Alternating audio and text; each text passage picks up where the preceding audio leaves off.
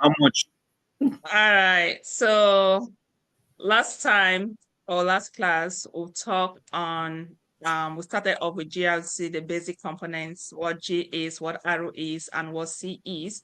Then Jemima, you gotta wait, please.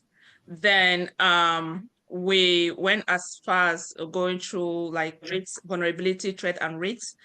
Then we touch base on what is likelihood or probability. Then we also links that to the CIA TRIA, that's confidentiality, integrity, and availability, which form the backbone in cybersecurity. And you guys are going to see how the same principle, no, because everything in cybersecurity center around everything we've covered so far, right? And I've always said, and I will still insist, they are the fundamentals, but they form the backbone in cybersecurity. And also in conjunction to that, we also define like impact levels. So we'll talk of low, moderate, and high. And then we're going to discuss that, at the end of the class. Hopefully we'll have enough time to discuss that. That being said, for some of you that watch the video, Jemima, go ahead. What was your question, please? Okay, my audio quality was just all over the place, so I didn't quite get what you said about hashing and Okay, that's encryption. what we can. Can we do that later? Because that is gonna be ready because we're still gonna visit it. Yeah. And by the way, I maybe have to explain myself. People can go watch those videos on YouTube, right? Unless you now you're giving me the notion that you didn't watch those videos because I have like double video, like four. First one, I explaining everyone again within on my board. I did explain that. So if you watch those videos, then you should be good, honestly. All right, for some of you that So, watch, what's that? no, I was just gonna ask if there's no means for you to know if we watch it or not. I am just not no, it doesn't show who has watched all those things, but I just see the Oh, analysis, I just see like the hour watch and all those things. When people subscribe, see all those things. Yeah, but oh, not like who have watched the video. all right. Okay, good. Yeah, but if somebody comments, oh no, okay, this person has commented. Yeah. All right. All right. For some of you who watched the video, what is FISMA? As of now, you guys, we talk about G, we talk about arrow, we talk about C. Okay. So one of the things, the way this training is gonna go, and that's why if you want to take training elsewhere, when somebody tell you that they are offering an RMF training, risk management training, your first question is risk management as pertain to which regulatory authority? Okay. Because governance, yes, governance is within the company, they set the rules, for you all to know your roles and responsibility, just be accountable for your actions. Now, risk management, when government has put all those things in place, then we need to start managing the risks. And a lot of us here are going to work managing security risks, but we are managing risks as pertain to which regulatory body. And now the training, now we're going to start taking each compliance or regulatory body regulations, and then we start going through the risk management aspect, and that's cybersecurity for you. So with this one, we're going to start with the very first one here in the US known as FISMA. Okay, when we finish with FISMA, then we'll go to the European Union. That way, Jemima, Jemima, she's so impatient. We'll have to go visit Jemima in UK, and then from there we might enter Canada, and then we'll play with all that because we'll have to have some Canadian students here. So, and then we have to cover all like the different core regulatory frameworks. Okay, but again, and I'm saying this because I know a lot of us, we don't know this thing. So each time you say you're taking RMF training, you want to know RMF as pertaining to what, because now I believe you all do have a good understanding as to what I'm saying. So the very first one is FISMA, known as the Federal Information Security Management Act. It was actually enacted in 2002 by the US government, okay? So FISMA, in a nutshell, simply tells us that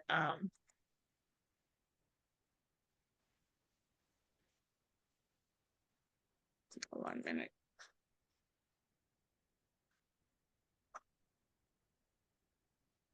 All right. So FISMA to ensure that the federal agency protect their information and system from unauthorized access, use, disclosure, disruption, modification, or destruction. Who can tell me some of the CIHR component there? Who can tell me what is like? How can you identify some terms that actually linked, to the CIHR component? You can put your hand Authorized up. access. Excellent. Yes, Honorine. Modification integrity. Excellent. What else? And Chantal. Special series Wednesday night at 8 on HGTV. Chantal. Yes, I said, I'm sorry. I said destruction. It has to do with integrity. Destruction goes with integrity. Availability. Right? In the case of the Wi-Fi, if something happens, it destroys it, right? And once it destroys, data will not be available. Yeah. Right? Oh, yeah, I say, you people, I'm about to graduate you people in this class. I'm not gonna lie. Oh my goodness. Wow. All right.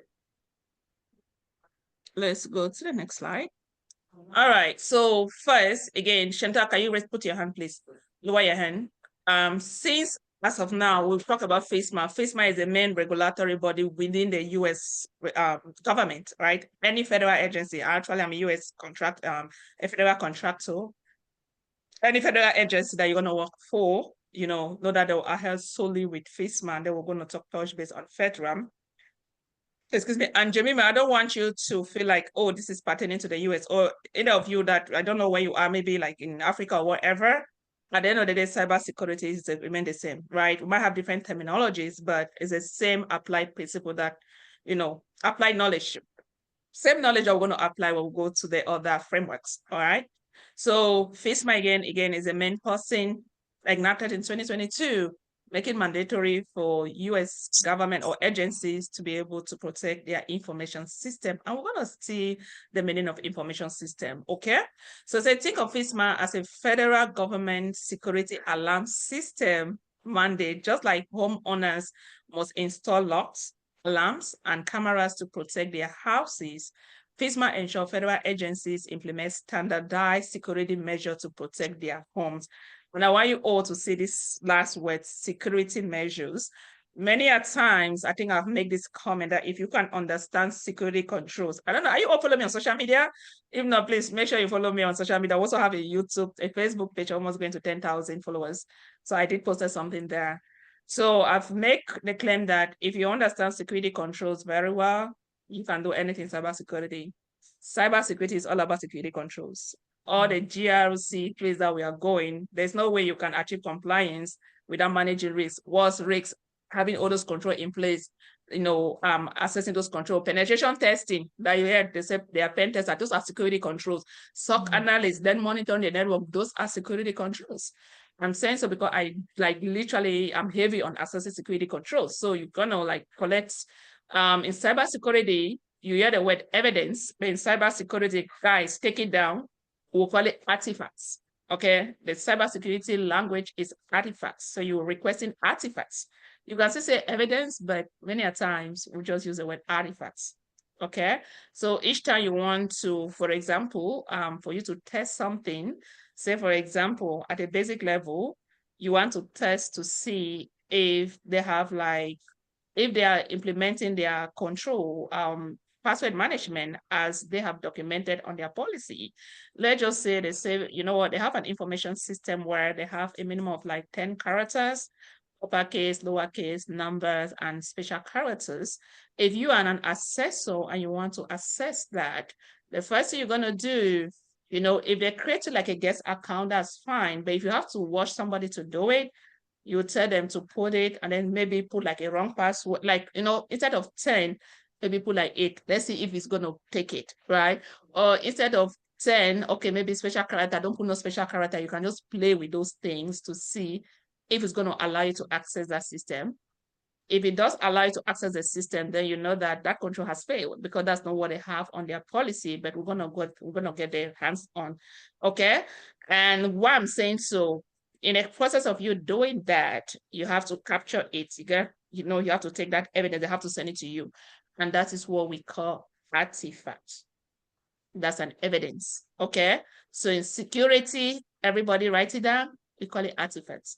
So security, we don't trust anybody. As for me, I really don't trust. I need to have facts, right? I need to see it and I believe it. But if you just tell me something like that, I'm not really going to believe it. And that's the same principle here. And that's why I use this word security measures. So you implement, we have all the security measures, proactive, right?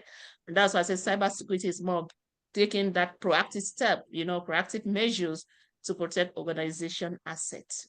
Any question? Go ahead, Stephen, please. Can we call it, it's not like a question, can we call it a law? Like, excellent. Yeah, there are laws, regulations, yes. Yes, excellent. Yeah, there are laws put forth, but I don't want to go further because the thing is, you have this very like laws, like a lot, it's wide. How will you tell which law needs to go to your system?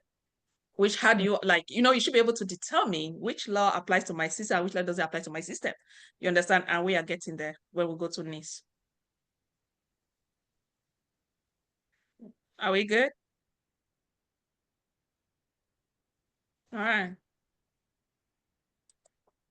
All right, so not to spend so much time here because as of Monday, next week, on Wednesday, we'll start with the very first one. It talks about the categorization of information system. This is a life cycle of cybersecurity. I don't want you all to don't stress about it. This is something that's gonna come handy. So it's a life cycle, right? And that's why I'll tell you people that Wednesday, we're going to start with the categorization of information system, where we'll start using some of this publication. And that's the first step of you managing risks. And this is a life cycle of the risk management framework as it pertains to FISMA and FedRAMP. Now, still, I'm putting my word, framework as it pertains to FISMA and FedRAMP, because we are starting with the US regulations, right? The laws that they've put in place. Okay, so this is a framework they've put. They say, you know what, if you have any new system, I'm going to see what the system is. These are the steps that you need to follow. But this is not something that I want us to stress about it because, as I said, it's going to come handy. Right? Example of real world example is that they say, imagine a school principal mandates safety measures for all classrooms. Each classroom, that's a federal agency. You have Department of Energy, Department of Defense, and so, there are just so many of them. Veteran Affairs, CMN, Center of Medicare and Medical Services. There are just so many of them, right? So each classroom actually represent a federal agency. And now this is a law they've put in place. Set of laws, make sure you install cameras, make sure you lock doors, make sure you conduct fire drills and all those things. Yeah, so they put all this law in place, very lengthy laws, but how will you be able to tell which law really applies to your system? And that's why we are getting there, okay? But put it short, FISMA is just a US government regulations or law making mandatory for all federal agency, and not only, be careful, you hurt yourself. Be careful. And not only federal agency, now anybody, even UST, even us today, if we want to implement or go in to be adherence with FISMA FedRAMP, yeah, we can do so. Stephen, go ahead, please. Be careful, you're going to hurt yourself. Oh, how can you relate this FISMA to CIA? We are getting there because it's a question for you all. And we are getting there, okay? You are 10 steps ahead. We're about to graduate you or promote you. Okay, I'm sorry. No, I'm just kidding, right? You're good.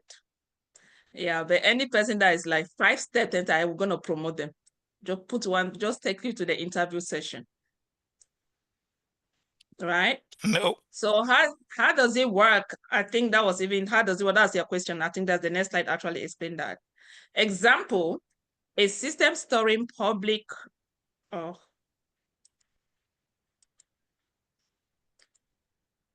okay, how it works in cybersecurity. For example, a system storing public weather data might be low risk, while one holding classified sensitive information is high, right? And we're gonna I don't want to really introduce this concept, but we'll have what they've been known as FIPS. It's a document that you will use to be able to categorize your information system. And then once you categorize it, you need to like come up with security controls. These are all different ways for you to be able to better manage your risks. But to come back to your question, the goal of cybersecurity is to ensure that CIA chair is being maintained. Okay, so that's the overall goal. It's the backbone, it's the core security principle. Doesn't matter what you do, even you are adhering to GDPR, you are adhering to FISMA or FedRAMP, whatever frameworks out there, make sure CIA chair must be obtained. Okay, so that is it for FISMA. Again, at a basic level, it's just the US regulations. Okay, nobody's going to be asking you a question, what is FISMA? Nobody's going to ask you that. Then, but the beautiful thing is, let's come to think of it now, and that's why I always like to relate my experience. When I started my IT career, I work as an Oracle DBA, and during that time, we have a lot of our database on-prem, like in our own data center. Cloud computing was not really a big deal. Yes, it was there, but then now, like right now, like the exponential growth is crazy. Everybody is going to cloud, right? But the thing is, FISMA, when it was developed, it was more on-prem because a lot of like the government, they have their data center, right? But now that everybody is going to cloud, where you have cloud services providers, or have a video on our YouTube channel, I touch base a little bit of the cloud services providers. So you have like AWS, you have like Google Cloud, you have a lot of them, right? Microsoft, right? But because everybody is going to cloud, now they also came out with a new framework known as FedRAMP. So FedRAMP stands for Federal Risks and Authorization Management Program. Okay, so they actually brought FedRAMP to tell you that, you know what, if you are a cloud service provider, guess what? You need to make sure you are in compliance with FedRAMP if I want to entrust any US government, any agency data to you. If I'm going to go into contract with you, you're going to house my data, you're going to do whatever with my data, I want to make sure you are in compliance with FedRAMP. But the beautiful thing about security is that FedRAMP, FISMA is the same, okay? But FedRAMP is more of like cloud providers.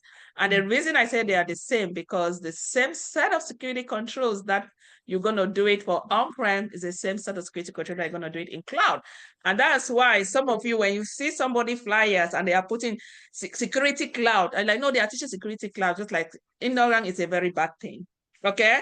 All my servers are working, all my information systems started working, they are all in cloud. Everything is in cloud. So there's no difference. You need to understand this background and know that if you can access security control on on-prem data center and servers on-prem, it's the same set of control that you're going to meet in cloud. Okay, so some of you, when they put that in the flags, oh, no, security cloud, people will be like, oh yeah, they want to go to cloud, something security cloud. It's just nonsense. Okay. And I say FedRAMP is a program that standardizes security assessment for cloud service providers. Working with federal agency, it ensures cloud solution meet federal security standards. Okay, so this is solely for cloud providers. Let's see what the next step says. First, it focuses on cloud services used by federal agency. It ensures secure, reliable cloud adoption while saving costs. Just to think of it, if we didn't have any FedRAMP, come think of all the different departments or agencies that we have. And one of the things I want to tell you guys, I'm going to go there shortly. Each time you have like this department, like me, where I work, I'm not going to mention my company or the agency, we are working with information system. Okay, and we're going to discuss what information system is. So we're working with information system. Say, for example, like your WhatsApp, it's at a basic level. WhatsApp is an information system because it collects household information. So if WhatsApp want to migrate it to cloud, okay, and this is where, if it's like at the level of the US government, we want to make sure that that particular vendor, it doesn't matter which vendor we are going with. We want to go maybe with AWS, we want to go maybe with Google, we want to go maybe with Microsoft, but we want to make sure that this particular person is in compliance with FedRAMP. And at this point, it's not just a matter of this particular person. We are start talking about the type of services. As a matter of fact, let me go on Google right now. I didn't plan for this bad thing. Let me go on Google. Okay. Oh, 1 minute. This slide at times.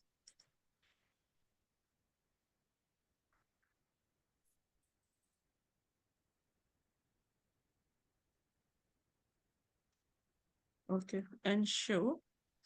Okay. So you all, some of you that you're not talking, you better start talking now. Some of us will need to talk. Oh, 1 minute. I don't want people to see things that you are not supposed to see.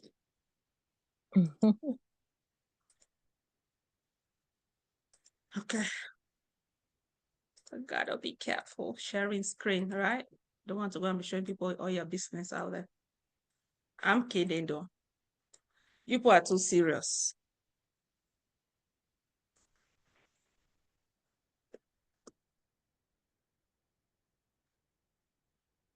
I'm just gonna assume that nobody knows.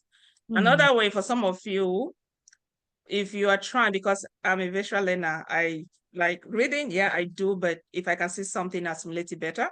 There are times if you're trying to put some concept, you can just come and then put that thing there on your search bar, they take images. Images will just show you, you know, what you're looking for. And this one right here, am I recording? I think so. Yes, you are.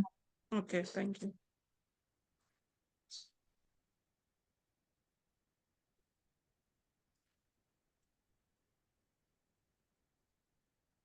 All right.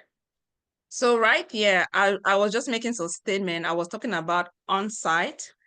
I was talking about like cloud services, like the services, the different services.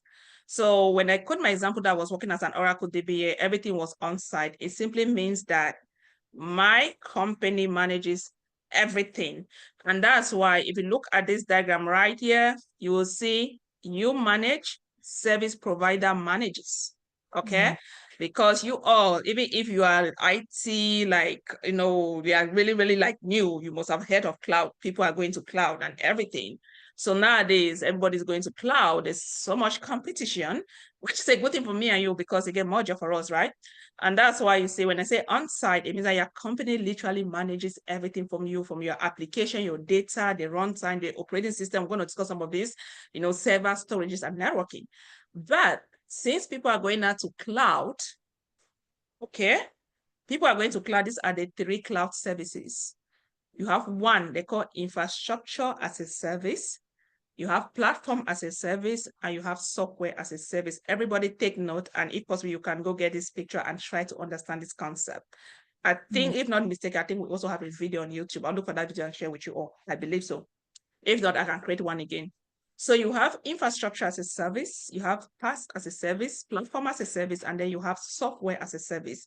I will come back to this color code. It says that this, I don't know, I'm colorblind. Is it green or blue or whatever? I think it's green, right? Green said that you manage, and then red said that service provider manages. So depending on the type of service provider you want to go with, it can be AWS, it can be Google, it can be Microsoft. Now, you are not just going with Microsoft. Okay, Microsoft is a name, it's a company. You are focusing on the type of service. Are we going with an infrastructure as a service? Are we going with platform as a service? Are we going with software as a service? So now you start focusing on the service. And remember when I talk about FedRAMP, FedRAMP will say if I'm going with platform as a service, depending on where that service is, Amazon have a lot. That particular service, is it in compliance with FedRAMP? So come to think of all the different services that Amazon have. Come to think of all the thousands of vendors that they have to service. Do you know how many security people they will need to make sure this thing keep running? And bear with you, these are things that, yes, the fact that you have a certification doesn't mean that that is it. You still have to do like a continuous monitoring. You need to like train users. You need to scan system. You need to remediate those vulnerability. You need to categorize them, you know? Like you keep doing all of those things, right? You keep testing your security controls to make sure they are effective.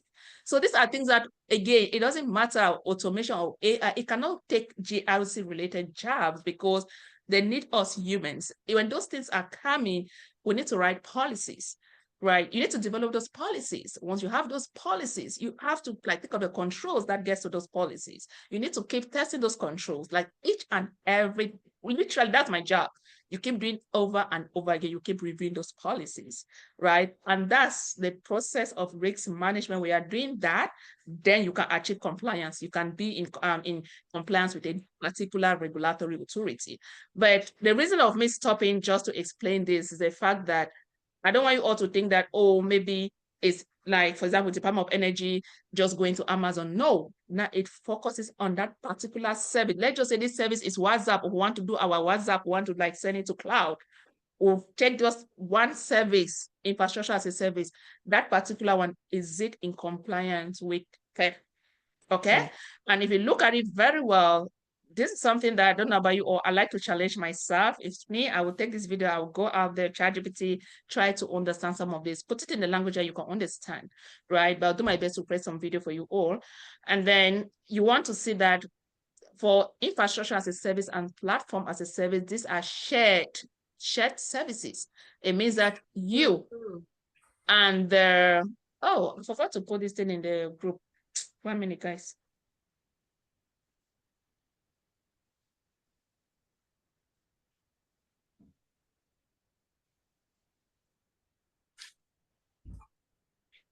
Okay, so those are shared services, which means that if you see they say you manage, so for platform as a service, it shows that your organization manage all of this, and then the cloud service provider manages this. Quick Why question. for platform? Quick question, ahead, Unit. When you're moving these services, for instance, if you decide to move software as a service, or maybe you want to not have this infrastructure, is it based on cost or on security? It's based on cost and security. It all depends on what governance they knows better.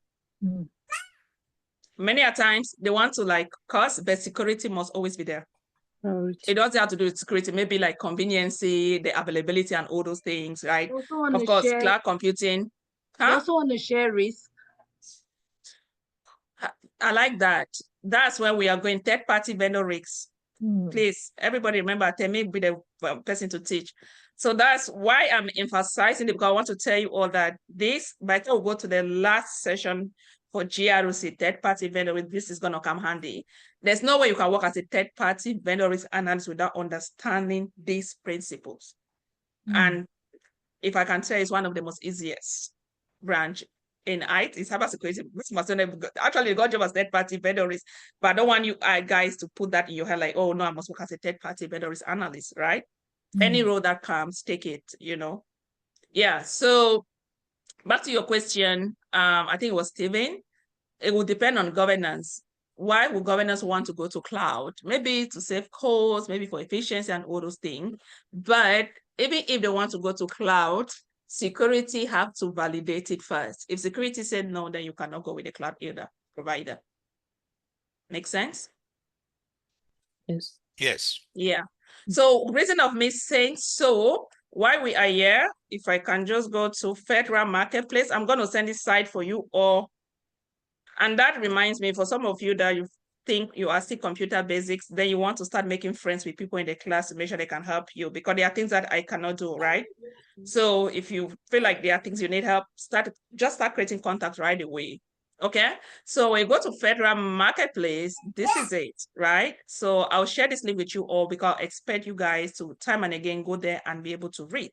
So we go to the FedRAMP Marketplace. Do you see? You see total FedRAMP authorized services. They have over 338 authorized services already.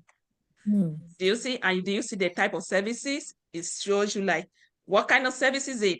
For example, you have cloud.gov, you have what types work, you have essential, it tells you platform as a service, software as a service. So you have all the different services.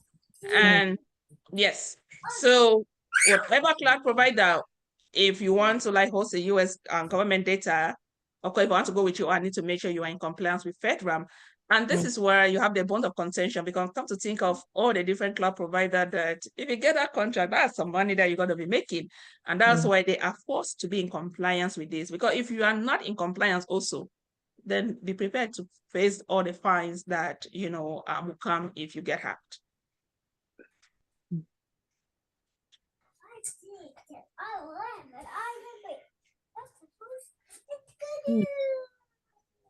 So if I understand you well, it means that this FedRAMP is mainly vetting.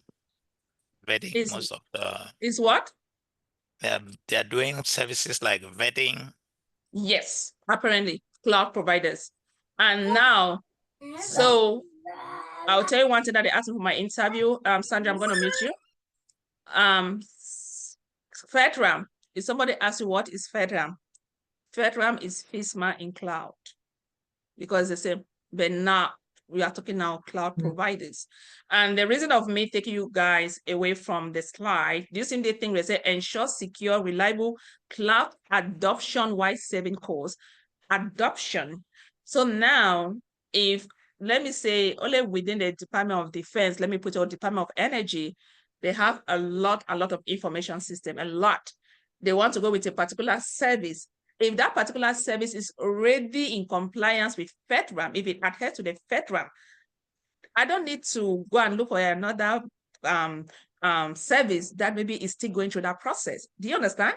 So you can easily just adopt that one that already have the certification, because each time you go through the FedRAMP PMOs, then you get a certification that will tell you, know what, your system is good, is in compliance with FedRAMP. In as much as you have that, they are still continuous monitoring to make sure everything remains the same and work effectively as it's supposed to be.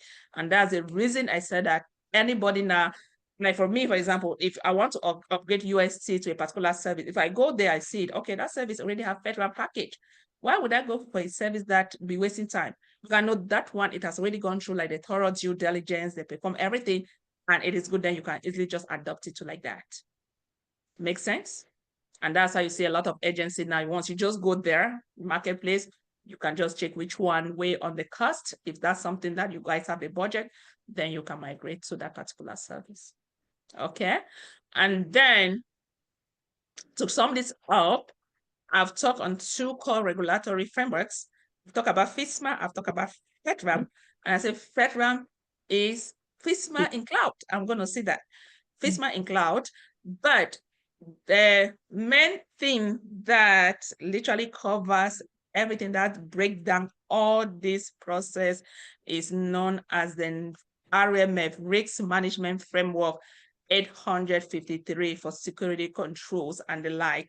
So do you guys see the life cycle diagram I show you all? If I can go there back. This life cycle diagram, there's it right here. Like everything, we'll start talking about NIST 837, SP 837. So where we start managing risks to be in compliance with FISMA or FedRAMP. And that's why, again, when somebody asks you, what is FedRAMP? FedRAMP is FISMA in cloud, but we'll discuss that again shortly. For example, any question?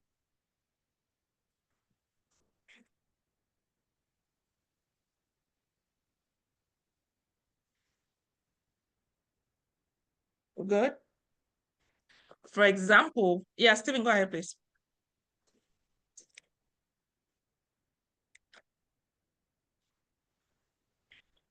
Gerard, go ahead. Yeah, I have a quick question I just want to ask regarding FISMA and FedRAMP. Do they come and do like auditings in your environment to make sure you are in compliance? FedRAMP have the FedRAMP PMOs. So they already have like folks that if a company wants to go with FedRAMP, you send request to FedRAMP, the FedRAMP PMOs will go there, you know, assess your system and all those things. If you go to the FedRAMP marketplace, you can see the different process. There are actually two processes that you can go there. But do they come to assess our system, everything? I'm a contractor, that's what I do. So I'm going to assess their system to make sure they're in compliance. Okay, because I'm not working directly as I'm a contractor. I'm not working directly. I'm not a federal employee. I'm not a government employee. So I'm working as a contractor. That's exactly what I'm doing. Okay. Yeah, that's what I do at work. Yeah. So Because I'm I going to know, assess their system to make sure they are in compliance. Yes. because I know sometimes if there is a breach, you have to report it and then they come investigating. Yeah. Yeah. So, and that's why you have all the different laws, right? Like GDPR will tell you that make sure you report in 72 hours. If not, and then the stuff that I sent to you about Uber. Yeah. Uber didn't report that, and then look at the fines that they pay. Are you people feeling me? Oh no. Messages like, I don't understand in this class today. Are we good? Or is getting too technical? No, I think we're Chantal, go ahead. Yes, I want to understand very well because when you are saying that, okay, let's say that the company you work for, if you want to a company in the cloud to work with you, a third party to work with you, you have to go to the marketplace and look for the one that you would like to No, work with, or I'm how? saying that, for example, I want to migrate to cloud. Of course, I don't own cloud. You have cloud services, right? Yes. You have cloud providers and they have different services.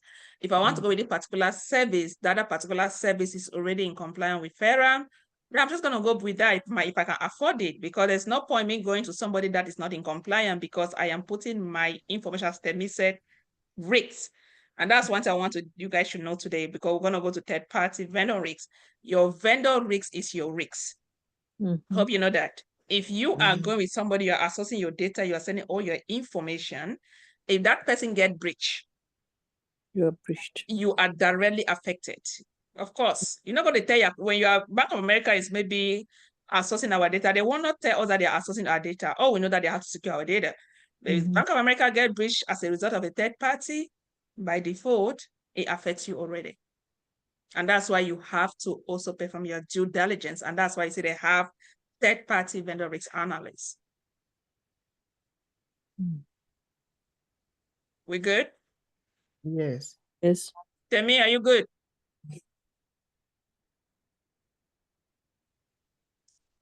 Temi, are you good? Yes, All I am. right. I did thumbs up. Stephen, go ahead, please.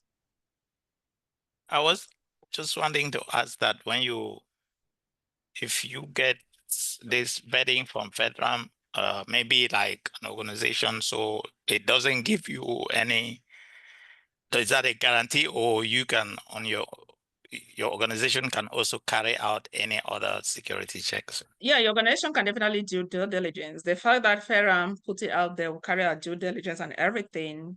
If they have a certification, maybe run for 3 years, and maybe we want to go with them for the second year, it's up to you to carry out your due diligence. They'll give you, but also have the right to carry out due diligence, right? But each time FedRAMP said they're in compliance, know that they must have conducted and performed a very thorough job, okay? But that's to me just like at least some form of assurance that at least these people, they have best security measure or practices in place. And I'm saying so because you work with some companies, you see things. I'll be telling you, oh, you will see things, you won't believe it. And then we see somebody that's even better. You understand? And you can afford it. Why wouldn't you go with that person? Any question? Hey, I'm about to graduate you people. Are you guys ready to get your certificate? Certificate of completion. Honoring, go ahead, yes. By the way, did you watch videos? But there was the one that made me to prepare those videos. Did you watch those videos? I watched one, the FISMA one. I knew she was not going to watch it. Well, I said the first person telling prepare, they will not watch it. But those that are just like, okay, go ahead, sorry. No, the quick question I wanted to ask was, so all companies have to either be FedRAMP or FISMA compliance? All federal agency. All federal. All federal. The first law is FISMA, but if you are going to cloud providers must be in FedRAMP compliance. FedRAMP's cloud provider. Yes, providers. But now they've make it in such a way that because we're gonna get there, a lot of changes have occurred. That if you all are serious, if you finish, you can get a job, help your organization, you know, with a new vision standardized out there. So a lot of changes have occurred that I think a lot of agencies will definitely need people for that to help them with that. Okay, and so FedRAMP is like a restaurant health inspection for cloud providers. Before a federal agency can dine, use a service, the kitchen, that's cloud system, must pass inspection to ensure cleanliness and safety. Okay, it's a must.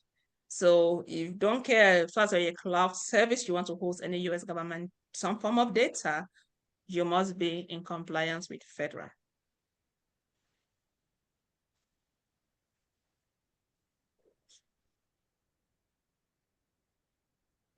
Think of FedRAMP as the FDA for cloud services, just like the FDA ensures the safety of medicine before they are sold. FedRAMP ensures cloud platforms like AWS, Microsoft Azure, and Google Cloud are secure before federal agencies use them. So you need to make sure you are secure before they can export that data to you all. And we just went to the website. I'm not really gonna go there. For example, application process, how it works. So you have application process. Say for example, AWS, a particular service they want to become or to be in adherence with FedRAMP. So you first of all send your application. I think I explained that when Stephen asked a question. A cloud provider applies for FedRAMP authorization. For example, AWS wants to provide cloud storage to the Department of Energy. So a third-party organization inspect AWS security. Okay, if you go to the website, you're going to read some stuff there. I don't want to like derail from the slide. And then once this inspection, everything looks good, then there's what they call authorization. You guys, remember we talk about, but this one is different, right? But we'll talk about authentication and integrity. I'm confused. We talk about identification, authentication, authorization, but now it's talking about system. We're gonna get there. Start talking about, you know, authorization to operate. So when they talk of authorization to operate, it means that you finally have that certificate. People can use you now.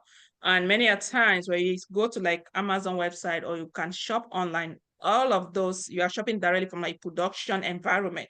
So it's just like a life of environment authority to operate. You are giving that thing an authority to operate, and then like me, where I work a lot with the ATOs, you know, authorizing official, like directly with them, you know, you do stuff, you reach out to them, you present and all those things. So some of you can get roles like that also. But this, let's not go, it's going to come handy, okay? That is it for FedRAMP and FISMA. Then we're going to go to NIST, National Institute of Standards and Technology, US of Department of Commerce. But what is NIST? For those of you who've watched that video, who can tell me what NIST is? The guideline, set of guidelines. It's a set of guidelines. Jemima, go ahead, please. What was that? Somebody's a set of guidelines. Was it July now? Jemima, go ahead. Okay, sorry. NIST is the National Institute for Standards and Technology, and it designs blueprint for building secure systems. So how will you go ahead. Sorry. They create detailed guidelines, just like a checklist that an organization must follow to ensure that every door is locked and secure. Like the NIST 800.53. Hey, this girl, she don't graduate with that too. Yes? What does it say? Yeah.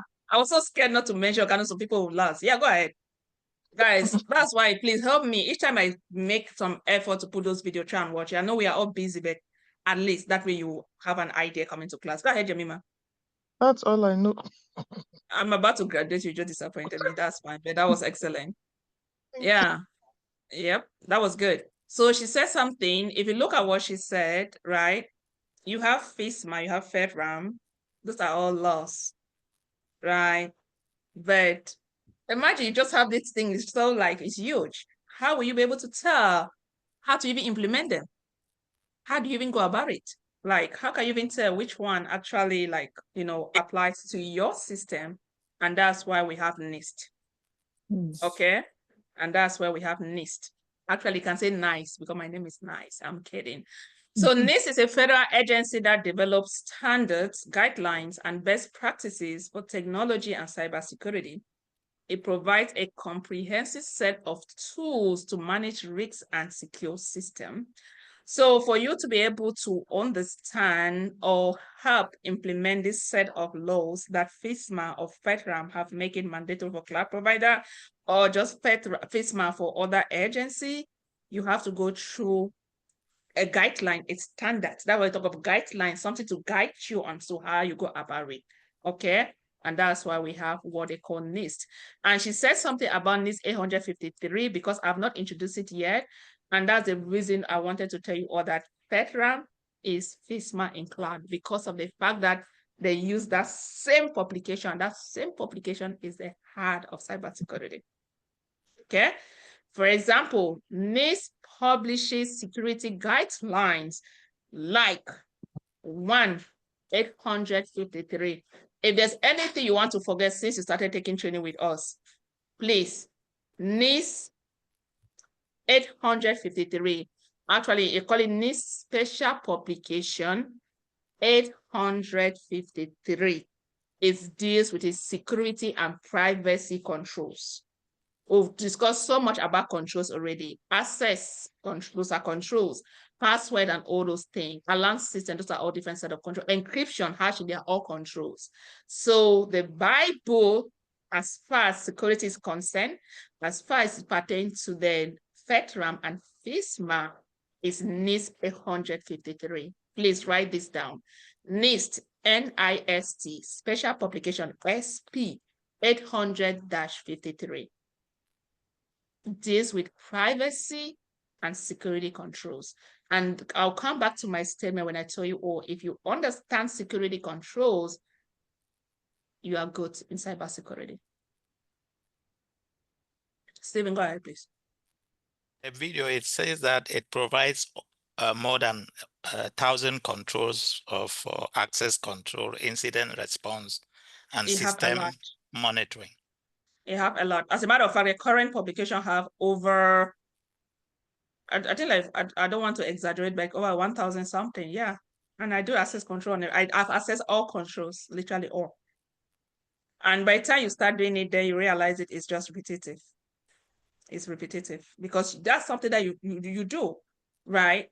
Yes, they'll give you different systems, they'll give you different artifacts, but you already know what you're looking for. And somebody says cybersecurity is not sweet. Oh, you don't even know. Medicine is feeling me. All right. So, as I said, NIST 853. If you want to forget everything so far, forget. But you see this one, do not forget. NIST 853 deals with security control, privacy and security controls, not just security control, privacy and security controls. Okay, and then 171, it deals with something else. And then we'll talk about 837, which is like the life cycle, starting from the categorization to selection of control, like we're gonna get there, okay? So NIST just literally break down everything for you in the form of special publication. So 853, that's a special publication, 853. You have another special publication, 800-171. You have another special publication, 837. And if you look onto your WhatsApp chat, I did a corresponding match between NIST and FIPS. For those of you who watch a video, I just did that and I was able to share with you all. I think we have it here also. So flexibility, right? Guides are not mandatory, but are the gold standard for security practices. These guides, they are not mandatory, but FISMA and FedRAMP are mandatory. Am I making sense? You have the guideline and everything, still you have to be able to go there and determine which one applies to your system. That way you can achieve compliance. And the course of you doing that, you are managing security risks. Who is not feeling me? maybe your village people are holding you. Like, no, you're not gonna understand this till like, wait, I must understand. Yes, I think I want you to clarify more because you said guide is not mandatory, and I don't understand that point because if you have these FISMA and FISRA and FedRAMP, they're using the NIST guideline for these companies, Yeah. right? And it's not mandatory, so how? Guides are not mandatory, but they are the gold standard for security practices. NIST simply take that set of law, break down everything for you. When they say not minus, like everything there is mandatory for your system. But that's a guideline you can use to achieve that compliance. Because without that guideline, you're not even going to know how to achieve your compliance status. Yeah, because you go there, the fact that NIST have all of this doesn't mean that everything is still mandatory for your system. It isn't. And we're going to see that. Streamline the process. So you mean that the reason for using FIPS, STIGs, FISMA, FedRAMP, and the rest We need to is promote this girl ready. Who's ready? Like, can we promote her? Who Yeah, wants to? oh my goodness. Right. You know, So I'm always messing up with you. Go ahead, please. Sorry. yes, that's how I will get job But very I don't soon. want you to sleep. I know it's late, so I need to make that way you stay awake. Yeah. Yeah. So yeah. So all this is just done to achieve compliance, right? Absolutely, ma'am. Not only comply, but also managing your risks. Okay, managers. I hope you guys are, as we are going, I hope you guys are able to put the dots with like governance, risk management, compliance, because like I actually like it took me some time to be able to like get this particular approach. That way we'll just keep building our knowledge. Okay. All right. So the next one, NIST, for example. NIST is like a run book, a recipe book for cybersecurity. It gives detailed instruction on how to bake a secure system, but it is up to organization to choose which recipe fits their need. Honoring, I hope this answers your question. That was exactly what we just explained. So you need to be able to determine which particular recipe. Maybe Honore is that will prepare jollof rice. You will put whatever thing. I'll prepare mine. I'll put my own. By the end of the day, it matters. My own, I know my own is definitely going to be very tasteful more than hers. So all might look delicious and yummy until you try it and realize, oh my gosh, what? You understand? So it's still in the concept of cybersecurity, you still have to go through that set of like recipe, those like controls, and then see which one fits your organization needs. It doesn't mean that everything there is mandatory. No, not everything. And that's why you all are taking this training, okay? And we talk about the NIST 153, a catalog of security and privacy controls. As I said, you can forget everything in this world, but do not forget NIST 153. And just to please Jemima a little, because I know she's really fidgeting right now, a correspondent of GDPR rule, they call it series. Actually, GDPR rule has the series. A correspondent is ISO. Instead of NIST, it's ISO 27701. Okay, that also has security controls as pertaining to the GDPR regulations. And that's where by the time we start going there, then we need to start performing gap analysis. That is very sweet. If you can do those things, then you got security, okay? And then we talk about the NIST 837, which is just like the framework. And then 71 talk of standard for non-federated organization handling federal data. Standard for companies that are not government agency, but they are also handling or storing or processing government data. Give us an example of non-federal organization, please. That's an assignment for you then. Thank you. So can you do an assignment and bring it tomorrow? I'll bring it on Monday. Chantal, that's an assignment for you. Okay. Thank you. Yeah. Like California. Stephen, go ahead. Let me ask a question. If this NIST, they just provide guidelines and it's not like mandatory for you to follow it. Will you be compliant with FedRAMP if you don't follow those guidelines? How will you stay in compliance if you don't follow the guideline? So what do you intend to implement? Where do you want to get the information? No, I'm saying because you said that the guidelines are not, they're Do just we guidelines. understand? Where is Joel, our English teacher? English now is our problem. Yeah, I need my English teacher. Do you see? NIST is like a recipe book for cybersecurity. It gives detailed instructions on how to bake the secure system, but it's up to the organization to choose which recipe fits their needs. NIST have breaking down everything for us.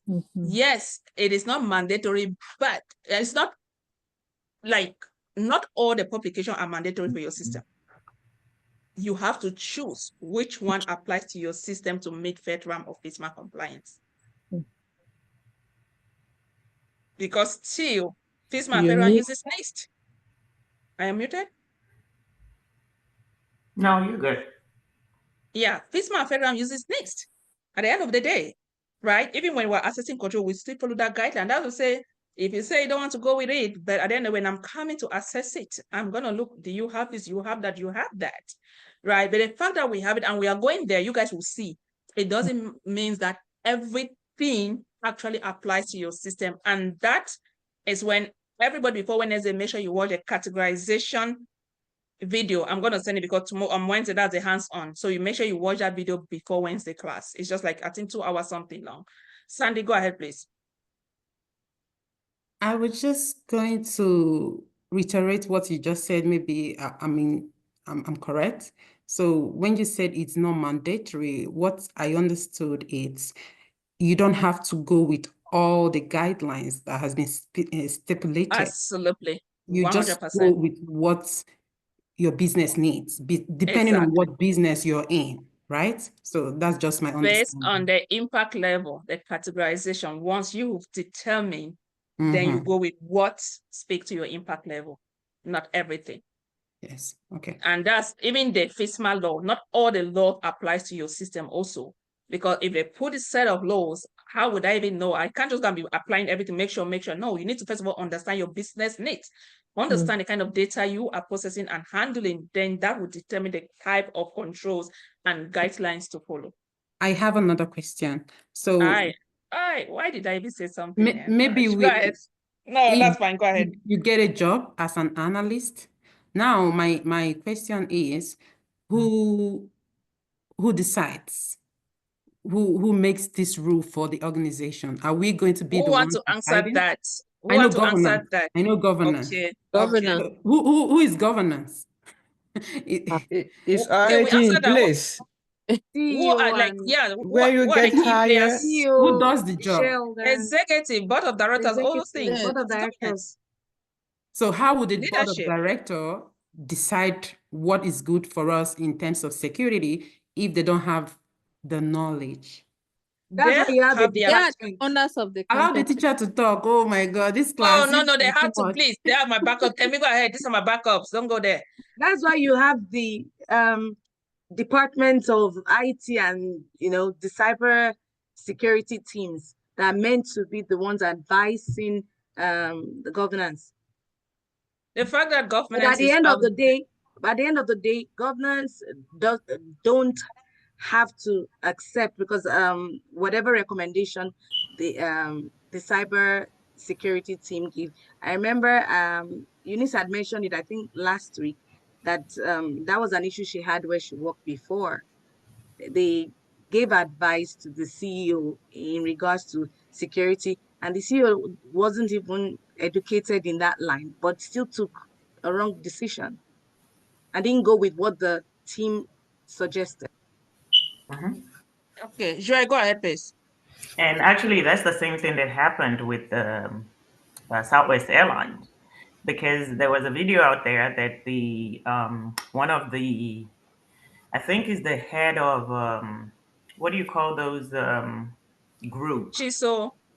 No, not the ISO. He's you're just like a guy up there. Let's say Workers' union. Workers' union. been trying to, we've been trying to tell them that this is going to happen, and they will not listen, and now it happened. So, the top guys, they have all the responsibility. As a matter of fact, they can even go to jail for that. So, their neck is on the line. So, you as the employee, you do what they tell you to do, what their policy tells you to do. So at the end of the day, they're responsible. Yep. Okay. So that's why I keep saying, because I can't say no more, but like, you're going to see things, because you might have all these loopholes. And I tell you, people, most of these breaches that are occurring, it's not like it just happened overnight, or it would take years. Okay. And many a times, this executive are seeing the actual vulnerabilities, and nobody's doing anything.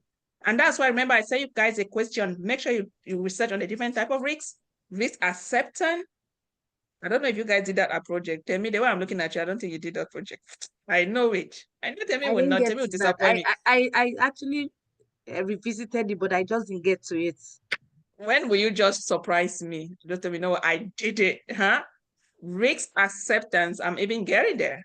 Many a times they're going to accept the risks. When they hear the word accept, and you are accepting, you're saying, you know what? I know we have these risks. I know we have this vulnerability, but I'm accepting. I'm going to take whatever responsibility. And that's why I see some of them, they will go to jail when it happens. It is like, it's a serious something. It is. Yeah, when it happens, they'll go to jail. I think not even to... Sandra. All right. Okay, Sandra, so make sure you pay.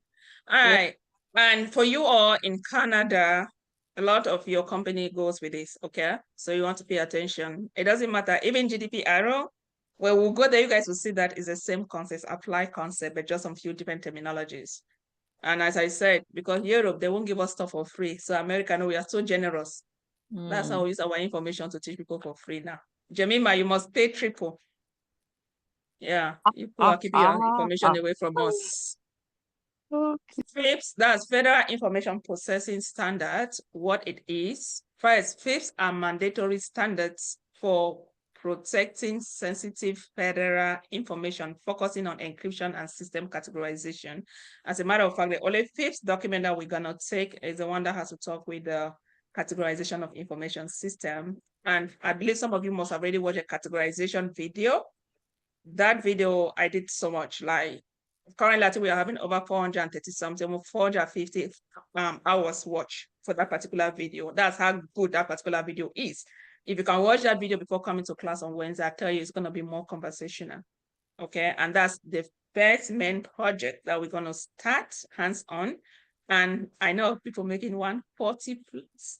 That's their job only. I'm not kidding. Because we have new system all the time that you have to categorize, right? So, but let's see into detail what FIPS is. FIPS is like choosing a lock for a safe. The government mandates certain locks, encryption standards to ensure sensitive information is secure. At the basic level, we just talk about encryption and everything, but if you want to really go in depth, then, they have like different encryption algorithm. Which one do I want to go with? If I'm storing my data, if the data address, what kind of encryption algorithm I'm going to go with? So NIST, FIPS actually set that standard for you. But the beautiful thing too about NIST is that the way I can put it in such a way that you all can understand, FIPS is just a summarized NIST. Okay? FIPS is just a summarized NIST, because you will see NIST publication, one publication like 853, more than how many pages is that long? Okay, it's so long. But you take FIPS would take that and literally summarize it for like less than, almost like, I think NIST 853 like over 60 something pages, if I'm not mistaken. The FIPS 199, we'll take it and summarize it for like 20 pages.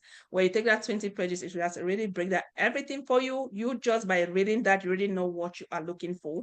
And that is going to come handy on Wednesday. So cut long story short, FIPS is just a summarized list. And you have different FIPS publication or document that correspond with the NIST special publication. A typical example, we've talked of NIST 853. What's NIST 853, guys? Privacy and Privacy and security. privacy and security control, excellent. So you will have a corresponding FIPS document, FIPS 200, where FIPS will tell you that for you to go and select this control, first, it gives you the criteria as to what you need to do, And then when you go there, you already have that background knowledge, so you are going there to select. Likewise, you have FIPS 199 that deal with the categorization of information system. And categorizations is actually centered on 3 impact levels. Who can name those impact levels, please? Low, Low, moderate, moderate, and high. Excellent. So the corresponding NIST publication that we're going to use is a NIST 860 volume. So I'm just naming this. We're going to go there. NIST 862. When you go there, NIST 862, not going to tell you about low, moderate, and high. But FIPS have already documented low, moderate, and high. FIPS have already explained to you like how you go about categorizing your information system based on the CIA trial. Then once you have that background knowledge, now you are going there, now you are looking for your information, then you start categorizing them. So in a nutshell, just to cut this long story short, FIPS are just summarized list. It just gives you it just breaking down further for you, simplify for you to be able to, just give you like everything that you need. Once you get to the next publication, then you take it from there. They give you that background knowledge, everything about that particular publication. So it's kind of a breakdown. Literally. Yes. And that's why I am taking this, because you see that they relate. From FISMA, FedRAMP, you have NIST, you have FIPS, and then we are going to one other. This, I just sent it to you all. This is something that you also want to keep handy. As from Wednesday, this is what we're going to start with 2 main important publications. If I forget, somebody remind me that way I can share you all the Zoom video that I want you all to go, the YouTube video I want you all to go and watch. The video for last class, as a matter of fact. So you have FIPS 199, and the corresponding publication that we're going to be discussing is FIPS 800, SP stands for Special Publication 860, Volume 2, Guides for Mapping Types of Information and Information Systems to Security Categories. Go ahead, Temi. So I know you mentioned earlier on that FIPS was what they use in Canada. So are you saying they don't use it in America? Who can answer Temi? Temi, what's FISMA and FedRAMP? Remember, 8 start again for FISMA, FedRAMP, US government. I'm just saying Canada too, they are like maybe Cameroon, they are borrowing from us too now. So I say America, we are too generous. Yeah, a lot of them, they also you go with this. And the 2 main regulatory or security control document you can get is the NIST 853 and the ISO 27001. Those are the 2 powerful in the whole world. And the beautiful thing is, again, it's just because these people have theirs, these people have theirs, but it's the same. It's literally the same, I was gonna say.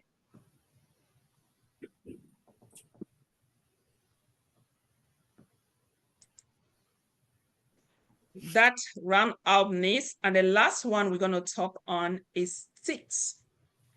And I'm covering all of this again. We have those videos that you guys can go and watch, because I want us, when we start with the hands-on, when I'm saying this, nobody come and tell me, oh, Eunice, what is STIG? Oh, what is this? What is this? As of now, I expect everybody to get to a level where I can start using those acronyms, okay? So STIGs are like blueprints for assembling furnitures securely. If you are building a chair, STIGs show how to tighten screws, reinforce legs, and avoid wobbly parts. That's the vulnerabilities. So STIG is known as an implementation guideline.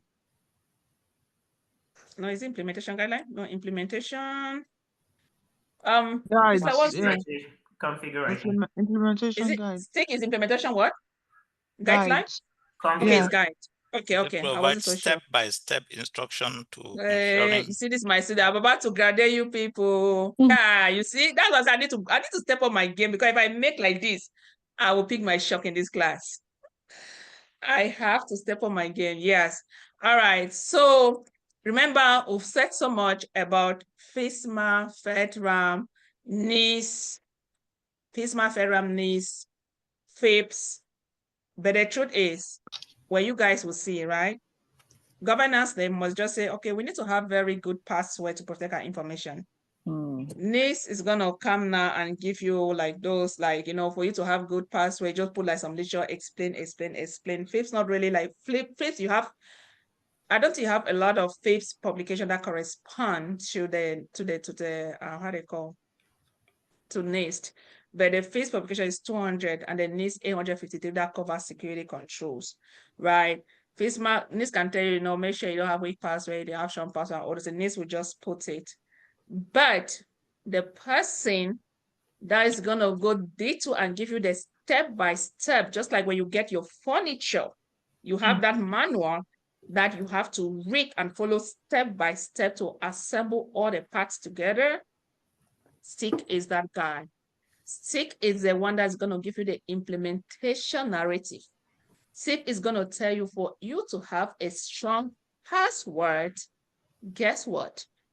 You need to have a minimum of 10 characters. Okay, that is the, remember I said people should read on baseline. Did anybody read on baseline? Yes. Who is that? Tammy. Tammy, hi. I say you have to surprise me. Thank God. All right. What's not on baseline? Like, Tammy, you have to surprise me, yeah? Yeah.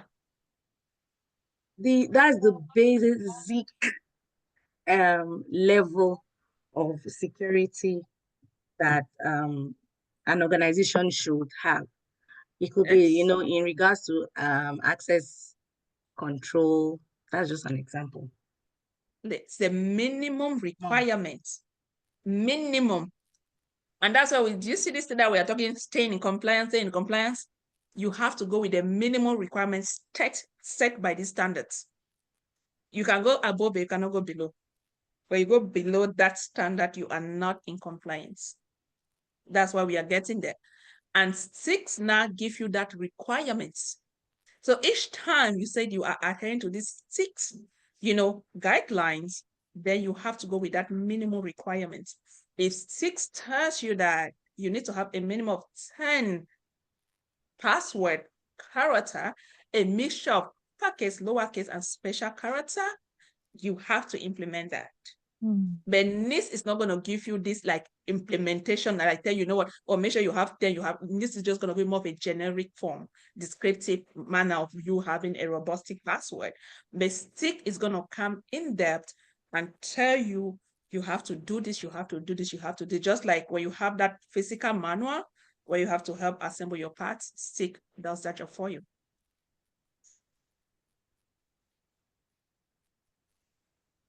Are we good?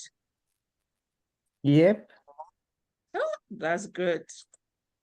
So you see, and then you have two like STIG viewer. This is again free tool that we're gonna use it hands-on this class. You know, SCAP compliance, checker help, and then you have a DoD contractor using STIG to configure laptops used to secure employee securely. And one of my project that I did work and I used STIG, that's a project you guys are gonna do, you know, and that is also gonna come handy. So to sum up everything that we have been discussing so far before we go take like a 10-minute break, FISMA is like a cookbook that tells you what to be cooked, that to secure your system is the rules of all the chefs, federal agency. Every dish system must be properly prepared, safe, and consistent. It requires the use of the right recipe, that's a NIST standard, and tools, FIPS and STIGs to ensure the dishes are secure. That's the relationship. So they all, you know, it start from the parent, the big brother, FISMA, federal, then it start coming down. But everything again is a family. If you really want to achieve compliance or to adhere to the FISMA or FedRAMP framework.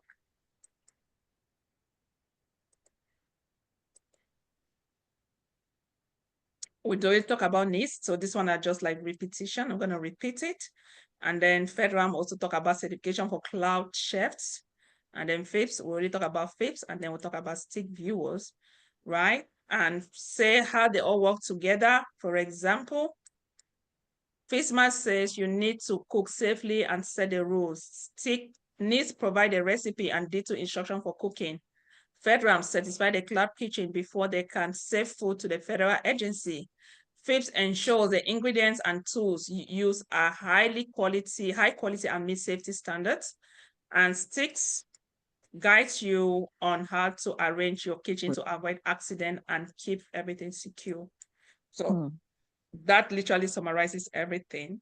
And likewise, about a cookbook, FISMA cookbook, a federal agency needs to be a system to store sensitive health data.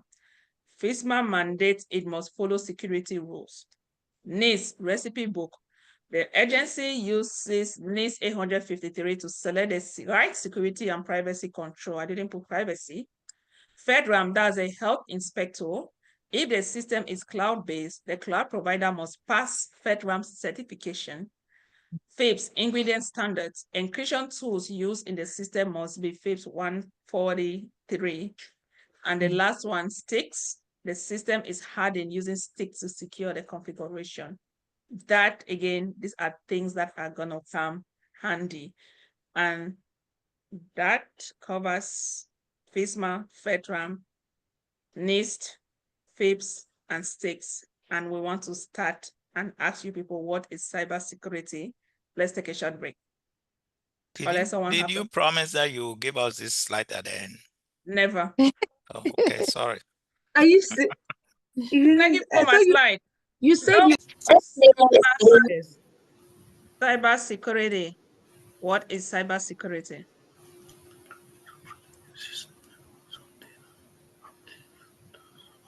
You always say you want to do cybersecurity. What's cybersecurity for you?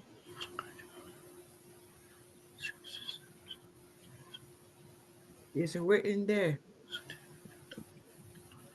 You tell me, Chantal. Chantal, you tell me what cybersecurity. What do you understand by cybersecurity?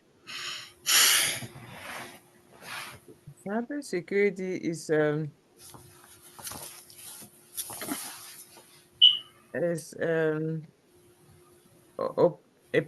let's say a process that allows us to protect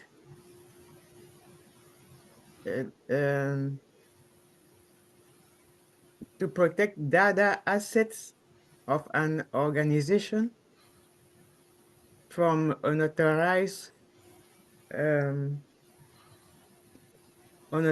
access. Okay. Who else? I might even see your hands. I don't know if you guys are raising your hands up. Who wants to go also? Joy, please.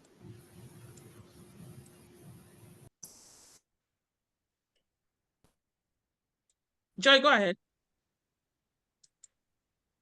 Cybersecurity is a practice of protecting our information and system from unauthorized access or from theft or damage. Okay, good. All right. So a keyword I'm bringing you is we have information. She already made mention of the CIA trial, because at the end of the day, we want to achieve CIA trial. And that's why we said it helps protect systems, networks, data from digital attacks, unauthorized access, and damages. It also ensures that critical information stays safe, system operates as intended, and sensitive information remains confidential. Right. So, and that's to tell you that if you look at all the different IT branches, cybersecurity literally is everywhere. From networking to the DBAs to whatever thing you do in IT, you are a Scrum Master, you are using tools. We are concerned about the data that you all are accessing. Like, we are concerned about the access control. What kind of privileges do you have? So cybersecurity, again, is literally, it covers everything. It embodies everything. Okay. And so now, I don't know why you people want to do cybersecurity. I know a lot of you are coming for the money, which is not a bad thing, but we'll see. So first, think of cybersecurity as a guard system for a treasure chest, your data and systems. This guard system first, it detects threats, right? It recognizes any attempts to break into the treasure chest, prevent breaches by stopping intruders from opening the chest. In conjunction to what you all will just discuss at a basic level, what are those security measures you can have in place to prevent data breaches from happening? access control. Excellent. What Firewall. Firewall. Excellent. Encryption. Encryption, hash. Exactly. So you have all those controls in place to prevent breach from happening. That way, a threat, it literally hinders a threat from, getting access to your systems. And one of the beautiful things about cybersecurity that I love is the fact that in as much as we have all these proactive measures to protect our systems, we, at the back of our head, we know that breaches will always occur. Something will still happen. But the good side is, even if that thing happened, what plans do you have in place? And that's where you have to respond to incident response. When an incident occurs, what are those measures? What's your response plan? How are you going to handle? Are you that type that if a problem starts today, you just freak out and you just give your all into the problem? How do you carry yourself? How do you handle it? Right. So likewise, organization at that point, everybody is intentional, especially the high level guys, right? But do you have a process in place? If you do not have like the fire disaster, maybe you guys, okay, the data center in California went down. Do we have an incident response plan in place, or a disaster recovery plan in place, or incident response? Employee laptop got stolen. What's your incident response? Are they supposed to call? So people need to understand the response plan that your organization have, and these are all set of security controls that you all are going to see, and eventually you guys will learn how to develop security policies, using this set of controls. Okay. And then one but not the least, also talk of CONMON. As a matter of fact, now that you are taking training, I'm not going to talk of continuous monitoring. We call it CONMON. Okay, so CONMON is where all of us again will still gonna work. We are assessing controls, we are providing training, we are developing policies, we are reviewing those policies, we are scanning systems, we are following up to make sure those systems or vulnerabilities are being remediated. So it's just more of like continuous monitoring effect. Even when you have certifications like FedRAMP certificate, you have to maintain that certification. You still have to maintain it, right? And this is a process of continuous monitoring or CONMON, where we keep doing things over and over again to make sure that we are in good shape.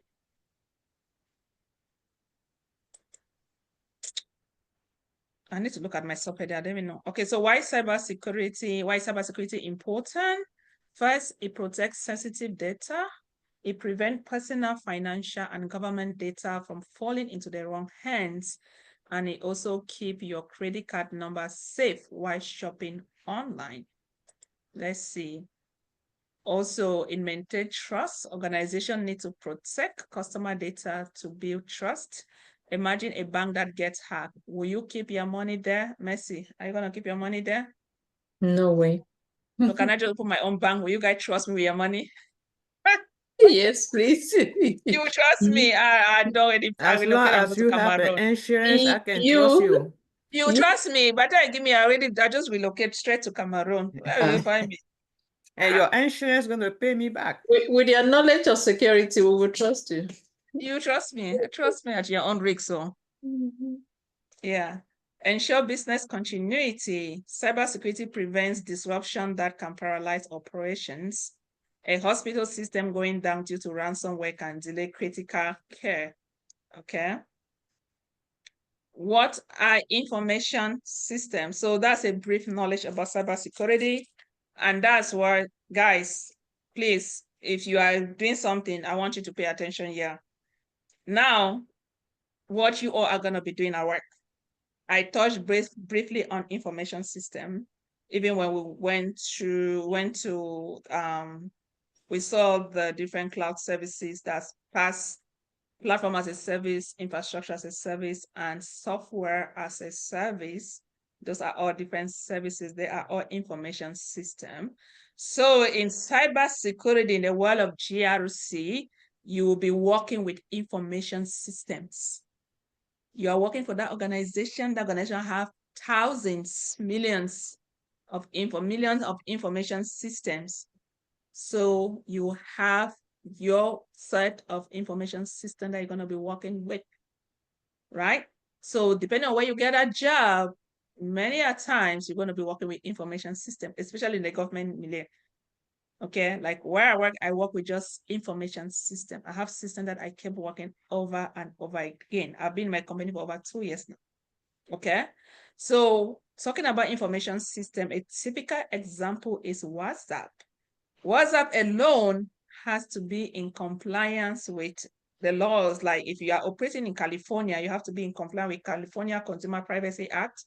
You know, they have to be in compliance with GDPR and the different laws that pertain as to you or that particular information system collecting, housing, or storing people's information. But what's an information system? It's a combination of hardware, software, people, and data, processes. people, and processes working together to manage information. It is the backbone of how information the organization manage, use, and share information to achieve their goals. Do you guys see? Software, data, hardware, all these different rules for the database administration, they are managing software aspect. Database is a software. Okay, but do you see security? So for us to classify something as an information system, that's a combination of all of this, and we have to manage all of this. Even the DBAs, we have to manage it. The DevOps, we have to manage it. So that is an information system. For example, a school student managed system that stores grades, attendance, and schedules. So, or schedules. So we'll see what, we'll go further and see how all these play out. Does anyone have a question, please?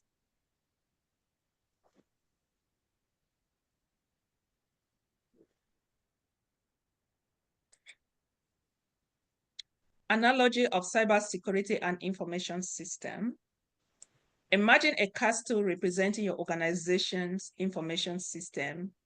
Inside the castle are one goal, that's data, and it's the most valuable treasure. Data is the most. Cybersecurity or IT, information technology. If you hear the word information technology, information is just what we've been saying, right? The data, the information technologies, what are the different tools used to process, collect, and store this information? That's IT for you. And again, that's why I keep telling people, it doesn't matter what you do in IT, but security again will still call a shot no matter what. Because all those tools were of security concern, right? Who will have access to those tools? What kind of controls do they have? Have we enabled access controls? Are those information encrypted? You know, some of like your Scrum Master and product owners, they are just using the tool. They don't even know what has happened behind the scene. But security needs to make sure that all best practices have been implemented. Okay? Go ahead, Honorine, please. So can we say that information system is the same like assets? No. Assets. So at this point, asset, there are different things you can call asset. What's asset for you? What do you mean by asset? People is assets, right, to a company? So you are limiting it, but you see an information system, a combination of everything. An asset, my phone can be an asset. Laptop is an asset. But you have software, you have hardware, you have people, you have the processes, you have everything that tells you it's an information system. But even just one aspect still is of security concern. And all of these things together, they actually come as a combo because again, we're dealing with information system. Database, you need to store database, like you have the storage. Maybe it resides more on the physical aspect when you go to a data center. But that's the software aspect. We have to be concerned. We have to concern about the hardware. We have to be concerned about the people managing that database. We have to be concerned about the different processes, transaction, and all those things. So all of those, operating system, all of this, we do reside on an information system. Thank you. So goal, as I was saying, data are the most valuable treasure. For example, Mercy said that if Bank of America misbehaves, she's going to trust Eunice with her money until Eunice just, I mean, not even say it, right? So again, but that's the problem of trust because you don't trust Bank of America anymore. You don't want to, if a bank get hacked, you're not going to trust them, right? Money, at the end of the day, we are here for money, let's not forget. So you're not going to trust somebody if they misbehave with your money, right? And then GATS, that's cybersecurity professional. So we are trying to put all the dots together, protect the goal and castle. Honorine, imagine a castle representing your organization's information system. Inside, first, you have data. That's the most valuable. That data is there, but you also have security people that will need to protect it. Walls and gates are the firewall and access controls, right? It keep intruder out, but guess what? These are still security controls that we need to implement to make sure, we are managing our risks better, managing our risks better. The towers monitoring system help guards spot enemies from far away. I'm tired. I'm really tired. From far away. So security will also have those monitoring system that you see, like these SOC analyst folks, they are their job, right? I call the cybersecurity CNAs. They are literally the backbone because they monitor the network 24/7, right? They have a lot of different monitoring tools. Like some of you can also have like maybe your antivirus software installed, McAfee or any other one. You can also have your antivirus where again it scans. Since you all you'll be downloading stuff from the internet, it can definitely scan to see there's some form of malicious code. An emergency plan, remember the incident response, and I'll said this today, whatever measures we put in place, there's no, as a matter of fact, I spoke with one of my, an ISO, like, there's no perfect system. That's the truth, there is no perfect system. You might have everything, but you know that human effort, human error also, I can do something that it also, creates some form of vulnerabilities. So just know that there are no perfect system. In as much as we'll do our best, we put all the compliance or proactive measures in place, something can still go wrong. But the truth is, what plan B do you have in place if something goes wrong? If plan A fails, even after having all of these together, what if something happened? What's your next step? How do you even, what procedure or process you have in place to be able to, get things, to resolve things as quickly as possible. And that's where you're the word of incident response. So, what cybersecurity does for information system, this we already discussed. We talk of confidentiality. That's something I know everybody knows. We talk of integrity, and we also talk of availability. At the end of the day, cybersecurity is to ensure that CIA is being maintained. You want to be able to have the core regulatory frameworks. What cybersecurity does for information system, I think we'll talk about that: confidentiality, integrity, and availability. Then let's start to break down some of these components. Actually, it's like we are in class 2, because I know some of us hardware. Some of you, I know you're not going to say, but I know you don't even know what hardware is. Myself, I don't think I even know, right? So we need to try and understand some of these combinations that we mentioned, breaking down the components of an information system. First one, the hardware. Guys, for some of you who knows, what's the hardware? Computer. Yes, Carla, go ahead, please. Well, it's pretty much any physical device that's used on the network. It could be the servers in the data center, computers, routers, telephones, tablets, anything of physical use. Excellent. You guys realize it? Do you know how many employees your organization have? Do you know how many? Yes, some will even have, some will also have phone. The organization company will give you phone if you have to be like, do some tax related. So computer servers, routers, and so many, those are hardware. So let's continue. What of software? Who can tell me what's a software? And you give me like, oh, I think we have everything there, but I just want somebody to be able to explain that. Kelly, go ahead, please. A little correction back from the hardware. I think to me the hardware is the physical part of the computer, of each computer, because phones are computers and which are built of components. So the hardware is that which we can touch and feel with our hands. And the what of software? The software is that part of the computer which we can't touch, but we can only control it using the physical part of the computer. The what of software? The software is that part of the computer which we can't touch, but we can only control it using the physical part of the computer. The what of software? We can only control it using the physical part of the computer. Excellent. interact. Excellent.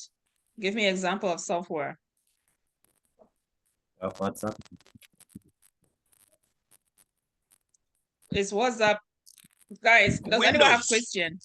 Applications. Application. WhatsApp is an application. Excellent. That's right. Joy, go ahead. She mentioned it, application scripts. Excellent.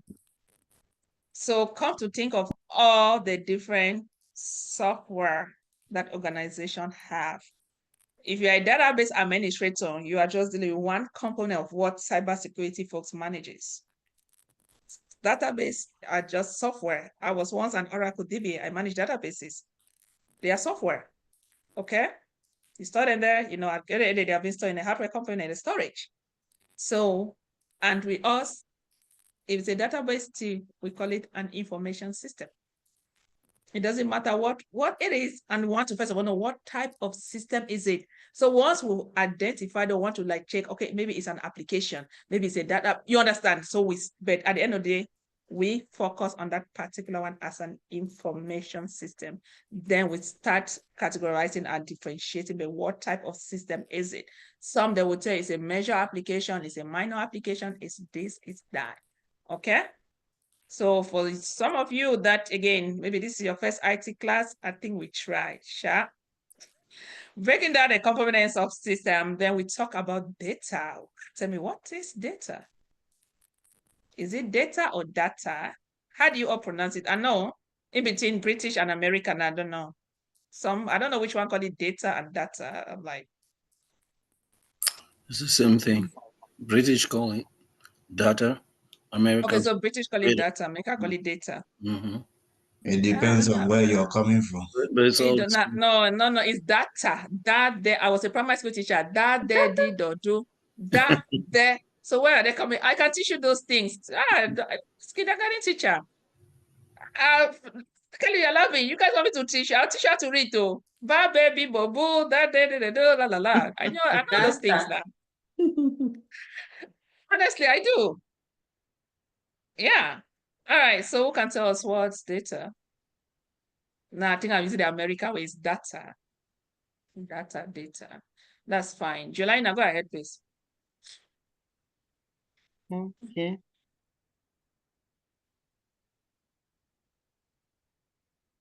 Data is a collection of facts and figures or raw information that can be represented as number or text. Okay. So give me an example of a different type of data.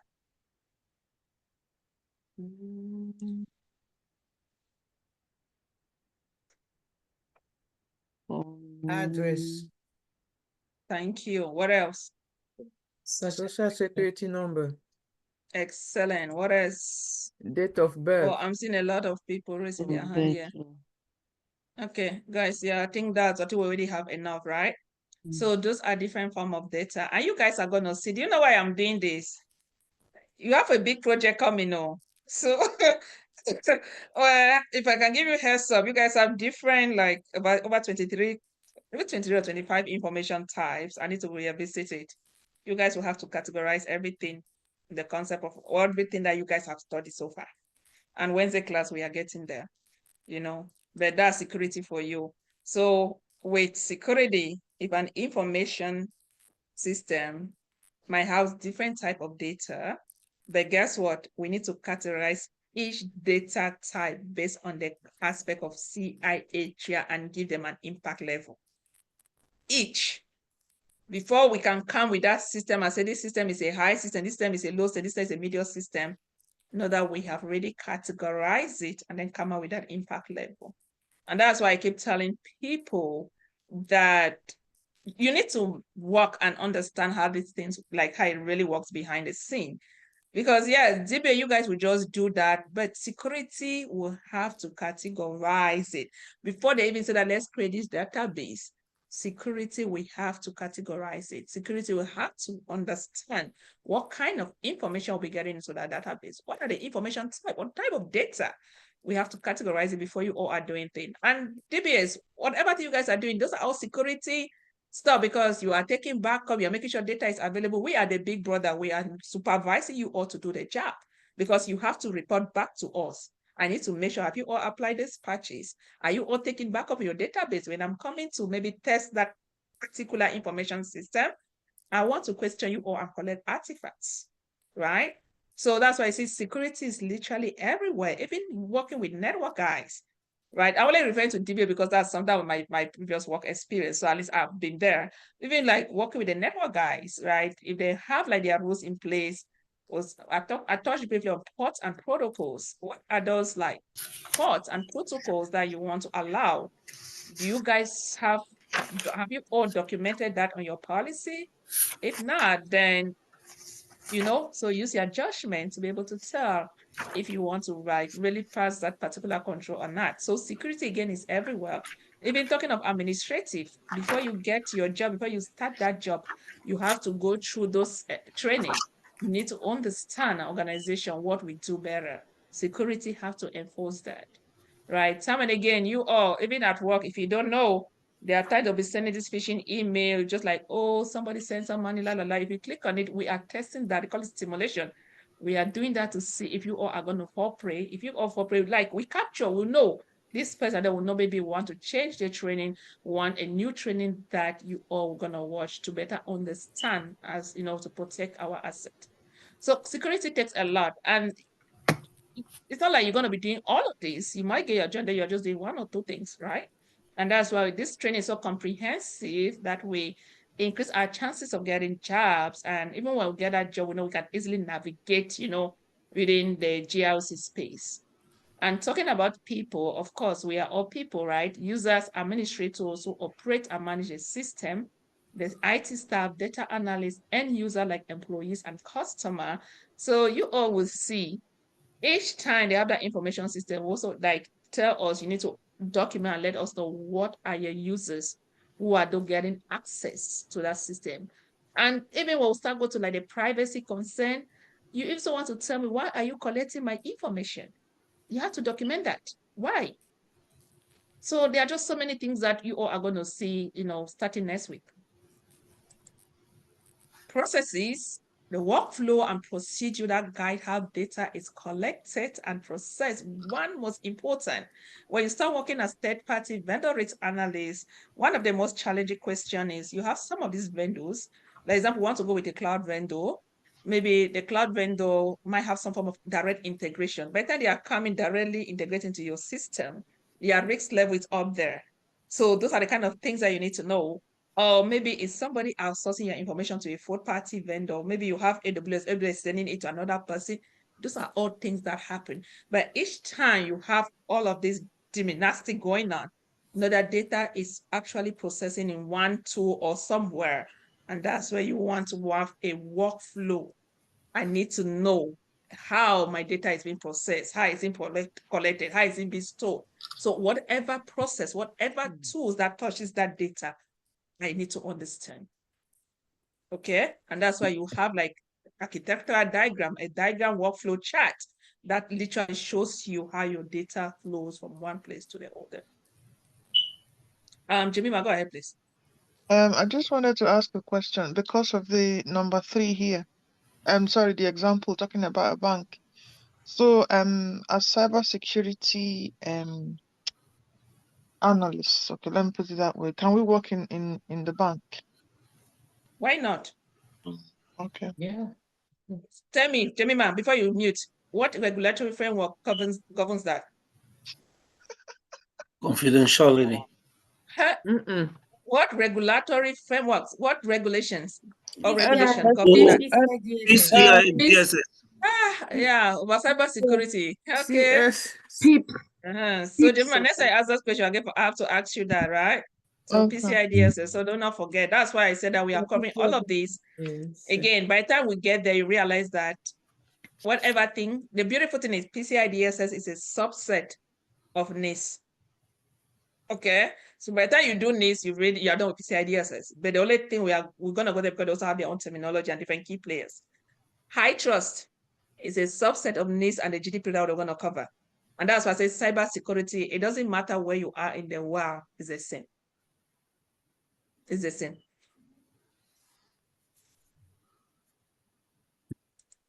Yeah. You know, and then talk of type of information system, just something if you all do not know, you might have like transaction processing system, handle routine business transaction, for example, a supermarket checkout system, recording purchase, point of sale. Have you gone to Walmart? Have you gone to ShopRite? Nigeria, you guys have ShopRite, correct? Yes. Nigeria people have it. Okay, South Africa, they Yes, have yes. ShopRite. At least I try. I've not been to Nigeria, but you know I'm partially Nigeria. So yeah, so you go to ShopRite and you have to shop. You know, you have to maybe check out with your debit or do you guys call it? I think I don't know how you guys call it. Again, still that is an information system. You see, that thing is collecting, is processing information. So that's an information system. Management information system provide report to help managers make decision. A sale report showing monthly revenue trend. So whatever tool that you guys are, whatever thing, just the fact that it's processing, collecting some form information is still security concern. Logistics, you know, you guys using tools to be able to do your forecast. Is it logistics that they do forecasting? Yeah, I think so. And then you have the data analysis. You guys are using tools, Scrum Master, Product Manager, DevOps Engineer, name them. Everything again is still of security concern. So it doesn't matter what you do. If you're at the level of network, before you even get into your organization, it goes through the network, right? Still, all those tools, that data, it touch that data is also of a major security concern. That's why I say we are literally everywhere within the organization, from the start to the end. Decision support system help with complex decision making by analyzing data. A system predicting the best location for a new store based on customer demographics. You see, enterprise system integrate processes across departments and enterprise resource planning ERP system, especially when it comes to healthcare. When you go to a particular doctor, maybe you want to go to a specialist or something, they have like an enterprise resource kind of system. They can just like transfer your information there. Still, everything again is going from one place to the other, different tools. It's still of security concern. Even you sitting, you have to access your data through a portal, through an application. Still, just the fact that that particular application is processing stories, collecting information is something important. Like those are just different type of information systems. Facebook is an information system. Instagram is an information system. Twitter, LinkedIn, Google, your email, like all those applications running on your phone. Me, I don't know if I have how many, but some of you might have like 30 or even 40 information system on your hardware device. So come to think, if you as an individual can have all of these, then come to think of organization, how many information system do you think they will have?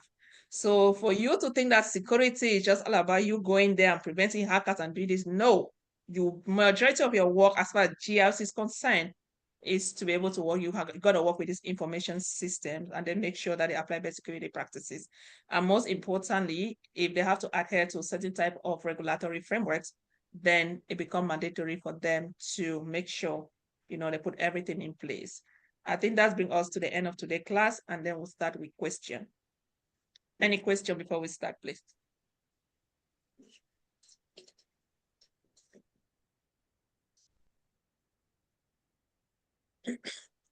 Are we good? Are we good? Yes, ma'am. I'm good. What was that? We're good. Okay. First question, what's the primary goal of FISMA? B, What does B say? to secure federal information system. Excellent. 2, I'm not seeing my screen well. Let me. Which of the following frameworks is used to implement FISMA requirements? The NIST. NIST. Excellent. I make mention of this. What is this? I said something of ISO 20701. Who can recall? UK. That one is for For the the GDPR. FedRAMP. For GDPR, what is it? I wrote it down. Let me see. It's the NIST for GDPR. GDPR is GDPR, this one. What's an equivalent of this? This one is equivalent to which niche publication? FIPS NIST 199. 37. This one is equivalent to which NIST publication? 853. 837.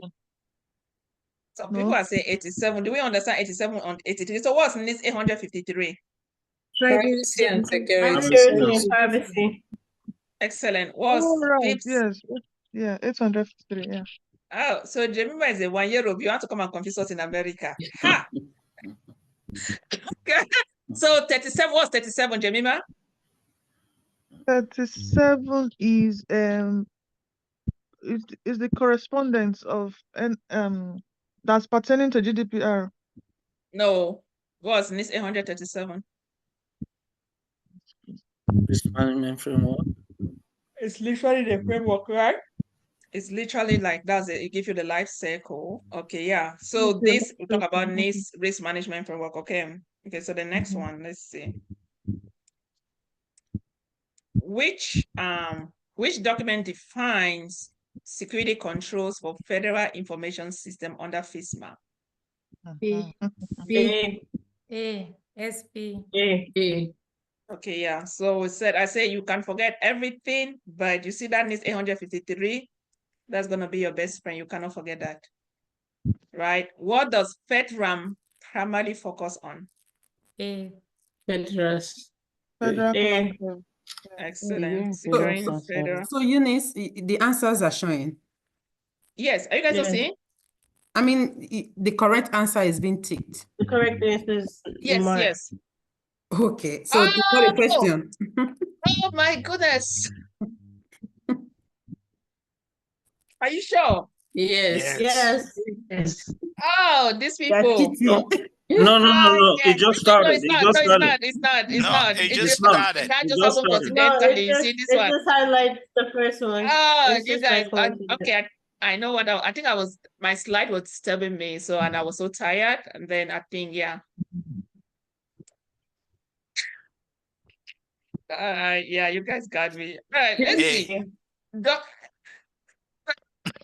A. What are the three? A. So the answers are there. The answer is Tell me already the there. question. Okay, wait. know Let me them. see. You guys don't follow that answer. Oh. No, Let's see. we'll Okay, follow which it. news No, publication but that's provide? the right Thank you. answer. Okay.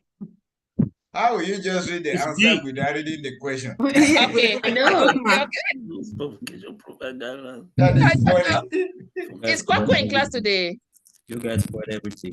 No, I've he's not not. seen him. No. Is it B? This one, is it B or A? Which news publication? No, you guys go with your A now. I don't know. You guys, It's B. B.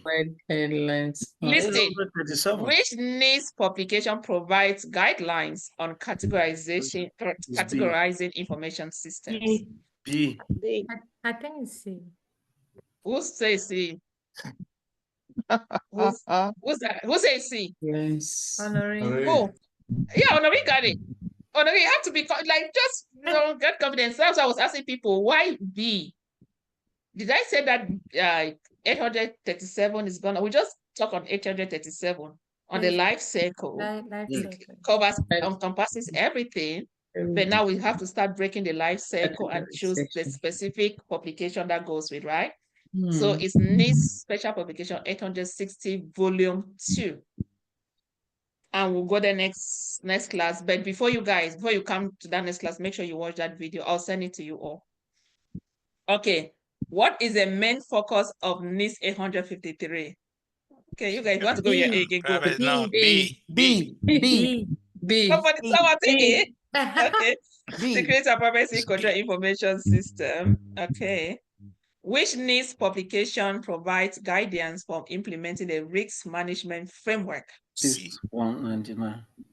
Which NIST document? Oh no. Which NIST document A. Are we just saying because we want to say It's 37. this is a Oh, third it's time? A. Yes. This question is a third time this question is just appearing. Remember, this is the life cycle risk management framework is NIST 837. Risk management framework. Okay. What is it? What is the purpose of FIPS 199?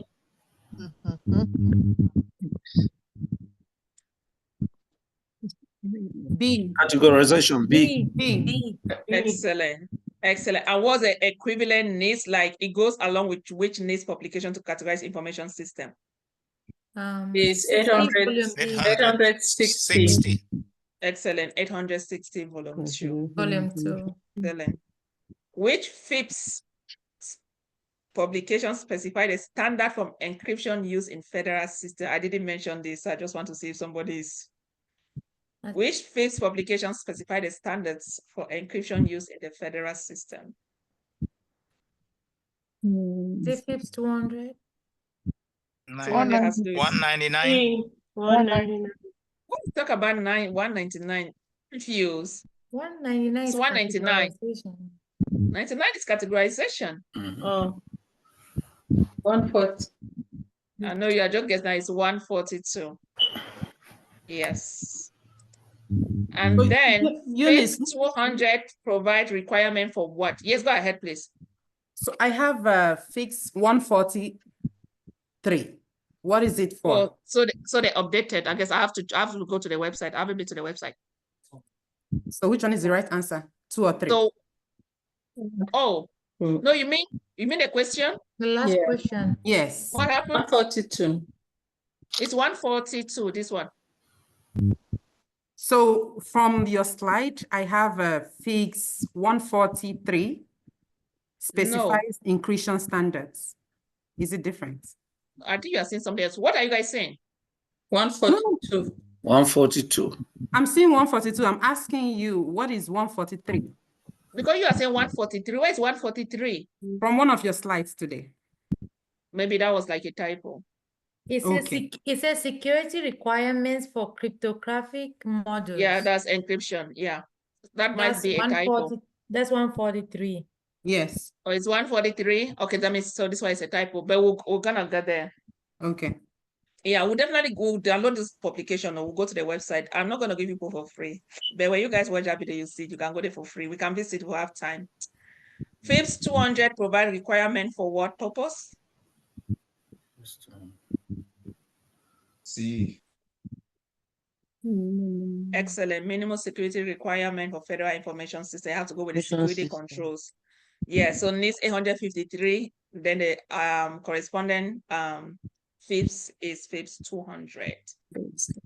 And then what is the main purpose of STIGs?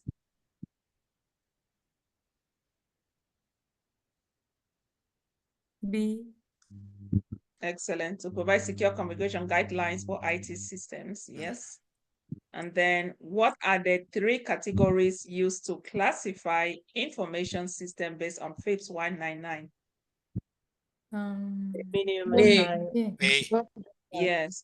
Somebody say A, B. Have I ever mentioned private and public hybrid in this class? You will kill me. Even confidentiality, I've never thought about sensitive public. Okay, A. All right. Which of the following best defines an information system?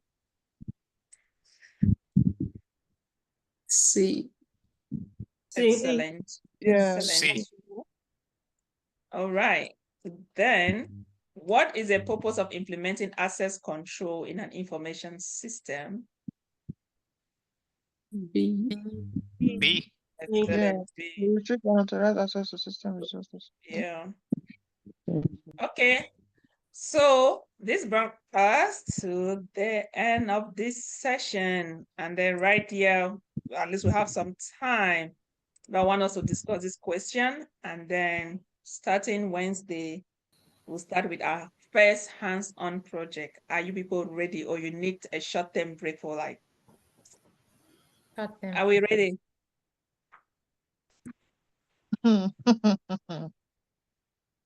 Are we ready?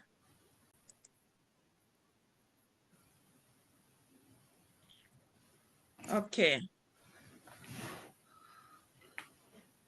A healthcare organization stores sensitive patient records in a database. Recently, a hacker exploited a vulnerability in the system, gaining unauthorized access to patient data. While the hacker's actions primarily involve accessing the data, it is unknown whether they modified the data or disrupted system availability. Question 1. What system weakness allowed the hacker to exploit the database? I think we concluded on this, right? Last class, we said it was what again? Yes. Confidential. Huh? What? Let me see. What weakness system allowed the hacker to exploit the database? Vulnerability. Vulnerability. Yeah, It's a- remember this is like after we ended, or you guys like people were like, no, it's confidentiality, and you mean vulnerability and this thing, and what? They talk about integrity and all those things. So what system weakness allowed the hacker to exploit? That was the system already have a vulnerability, right? Because recently a hacker exploited a vulnerability in the system, gaining unauthorized access. So which component of the CIHR has been tampered with, has been compromised here? Confidentiality. Confidentiality. Okay. So 2, how does a hacker represent a threat to the organization? Because he's unauthorized. I want to And hear also, more. we don't know what he's going to do with the information that he's gained access to. Excellent, right? Go ahead. No, I just wanted to say he exploited the vulnerability and Yeah, yeah. So that's risky. So what potential harm could result from this unauthorized access? Loss of data. Identity Loss of theft. trust. Excellent. Yep, reputational damage, maybe financial loss. So many things can happen.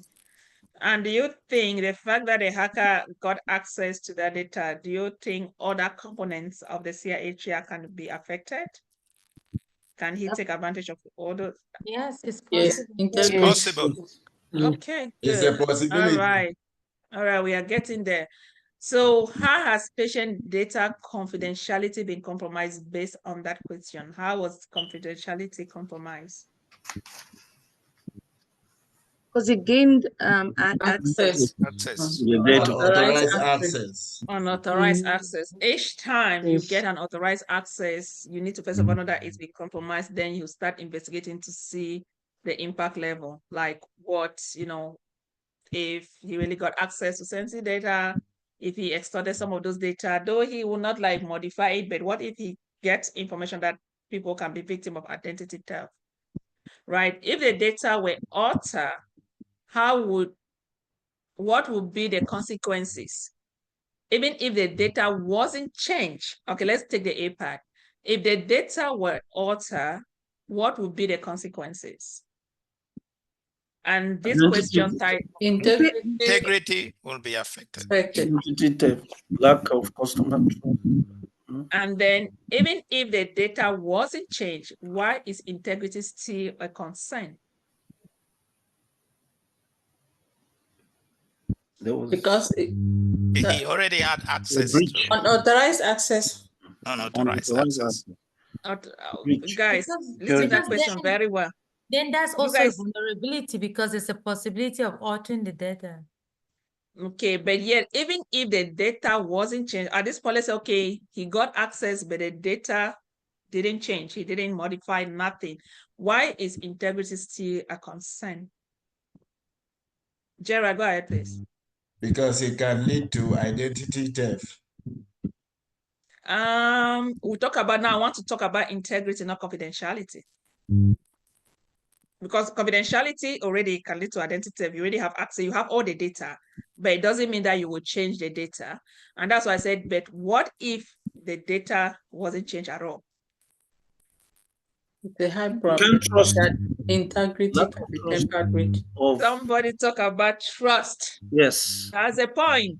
Lack of if trust. that thing is out there already, And then you guys want to carry out investigation. When the customer get to your they trust is a problem.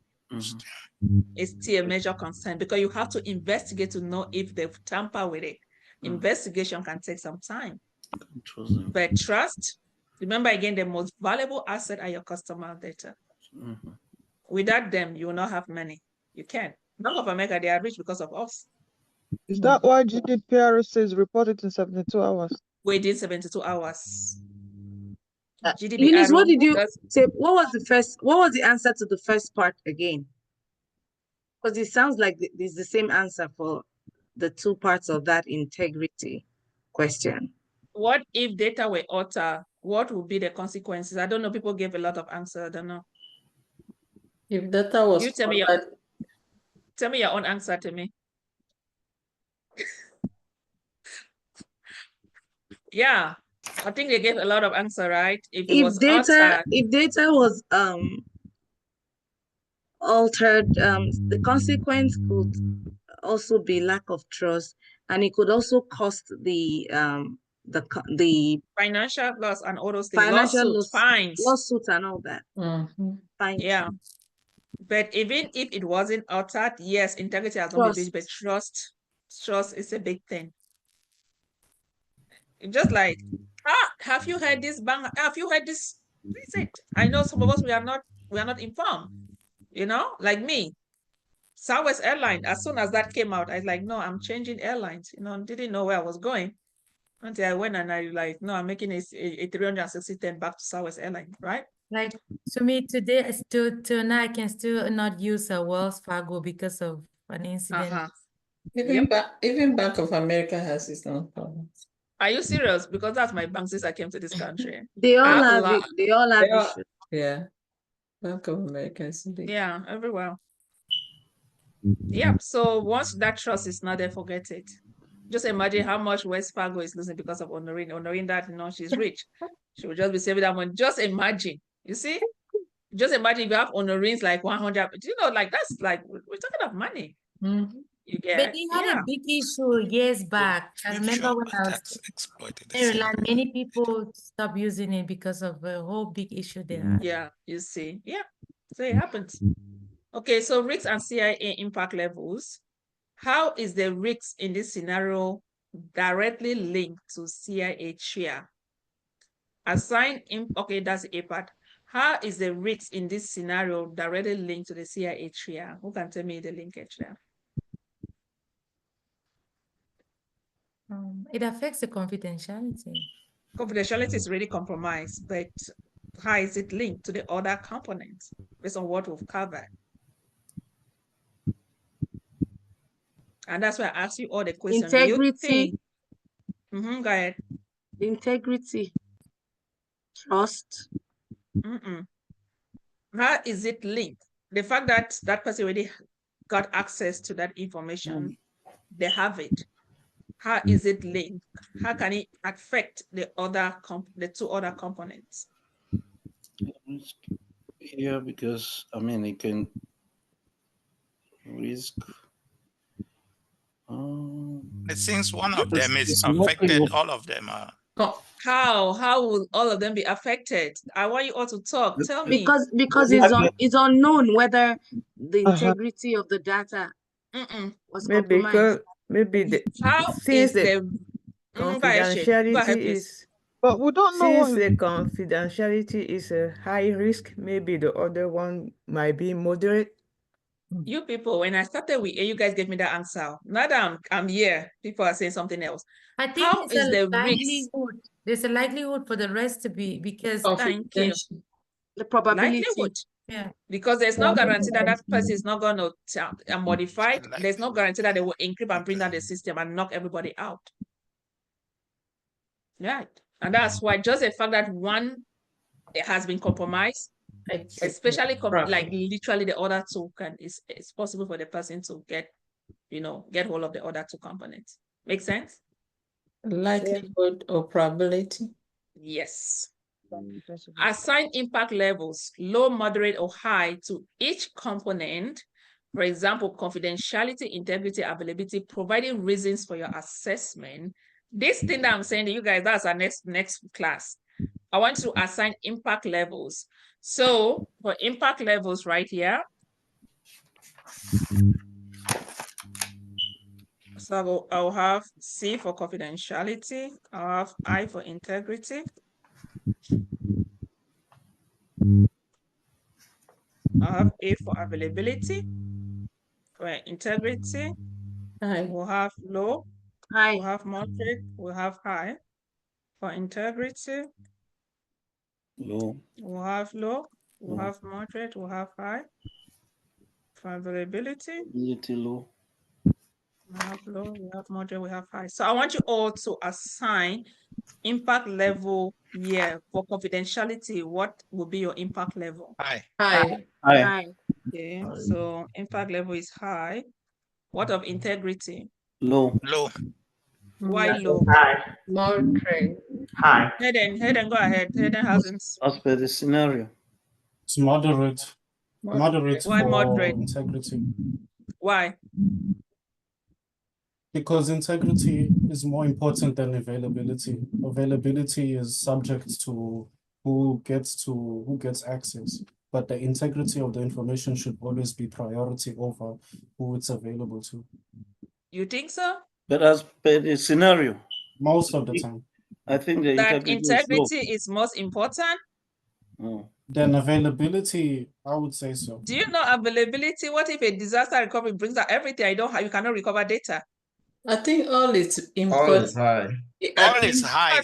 All is important based on the scenario we're looking at. Based on this Yeah, scenario. but not even in real life. In real life, no. Back to it. Then don't only think of like banking situation. What if availability is like a low environment where you might alter the data, but it doesn't mean anything? Yeah. But data not being available or having access. Once you have access, you have got everything. So, But then like what if you have in the hospital access to setting, information that's integrity has been compromised? What is the point of the availability if the integrity of the information is compromised? At least it's available that we can definitely investigate and revert the data back. That's a possibility. But since we said we can definitely investigate and revert or recover from a previous time before that incident take place, and then we can actually lose some data. Yeah. Say the incident happened at 1 o'clock, we can recovering from all the way to like 12:59. And then as of that time, there's a loss of data. But still we can revert integrity back. But since we said there is the likelihood that all have been affected, can we not put it all at high? You are who? This scenario. You can give me a response. Okay, I will put it all at high because there's a likelihood that. Okay. Yeah. So availability is high, and then, integrity is high. The availability is high too because there's the likelihood that. Okay, Joel should talk. At least I'm moderate for availability. Availability. Why moderate? Why moderate? I mean, because you know, he has access, but they can't really tell if, you know, he did anything, and the system may still be kind of operational, like you were saying. So it's not, you know, it's not full blown that it's not available. The data is still there; it's available. So, but at this point, we are talking of the likelihood. At this point, they already have access. What if they decide to bring it down? So we are already like forecasting. We are seeing the future. We are not focusing on what we know. Now we are trying to think of the unknown. Okay, because you see, that's why the question kind of linked to each other. We've identified what we know. We are thinking of the possible way, if they get there, they can get access to this data. But once they already have access to it, and maybe it's like, you know what, we need a ransom. Let's just bring down the system. What is that? Is that so based on this Are we still gonna go with moderate? That's me. I'm trying to get you all, like your reasoning. Your reasoning is correct, right? I'm not saying it's wrong, but I want you all to say something like, give me a rationale behind it. Gerard, go ahead, please. Yeah, I want to also say that having access doesn't necessarily mean that you have all access required to bring the system down. You might have just a read access, the account that may have been compromised might just be an account that have a read access. But if it has to be like a system administrator, you have like a certain degree you can go. So based on the scenario, I'm going to say we can put confidentiality as high, and then integrity as low, and availability as low, based on the scenario. That's what I Right. got. Our scenario didn't say that this person got a partial access control. Our scenario said that the person took advantage, exploited that vulnerability, getting unauthorized access, and was able to access patients' data. So just the fact that you're able to access patient data, to me, that's a lot. Hey, then go ahead. And then after that, Kala. When asked to assign the impact levels, CIA, one of them must be high, one of them must be moderate, and one of them must be low, or can two of them be low and one of them high? It doesn't matter. It can be high, it can be a mixture, but Yes. again, that's why. Because that's why we are going to categorization. We have to give impact level for each data type. Kala, go ahead, please. With this scenario, in my opinion, I would put confidentiality as high because we've already lost the information. They've gained access to it. So the confidentiality is lost. Okay, so let's proceed. At this point, I want to tell you all that it doesn't matter, right? I just wanted to like hear you all talk. Steven, let me hear from you and then we'll continue also.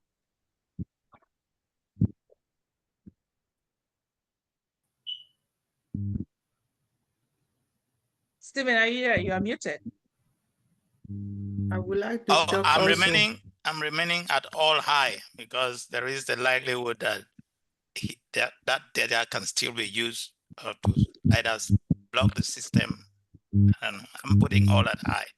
All right, that's good. Okay, Can I talk also, please? Yes, go ahead, please. Okay, I would like to say that the integrity and availability might be moderate because it's a no if the hackers steal some, no, the hackers alter the integrity, or he does something with the availability. So for that reason, I would say it's moderate.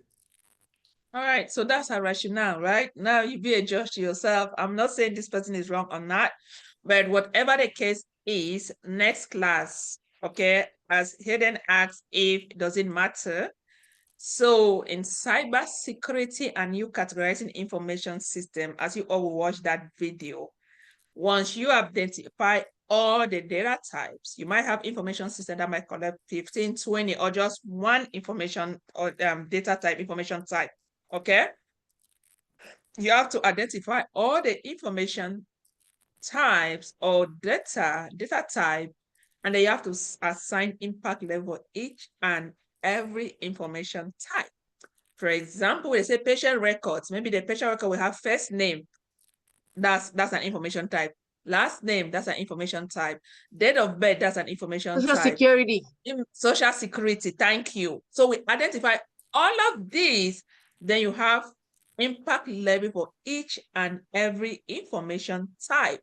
Then, since you've watched that video, how do you come with the highest? How do you grade this system? How do you categorize that system? Based on, you say you watch a video. Go ahead, please. Don't be shouting there. Just tell me. The high water mark. That's it. Honestly, you've graduated. Tell me what's high water mark. You all, again, this to tell that, to be honest, I'm proud of some of you. To think you guys have watched that video, make sure you watch that before you come to class. Yeah, just to tell me what's highest water mark. It's watermark. I mean, it's like you're trying to put all of them together, and you see the highest impact that it has generally for the whole system. That's the highest effect that it has into your categorization. So even here, even if we have a low, we come to medium, this high. We low, have low, even high. low, medium, low, but just the fact that you have one high. That's the highest. If you have just one, by default, that system is the highest. And that's why I want you all to watch a video, because that's something we're going to discuss hands-on. People are making 140 doing this thing. Wow. Okay.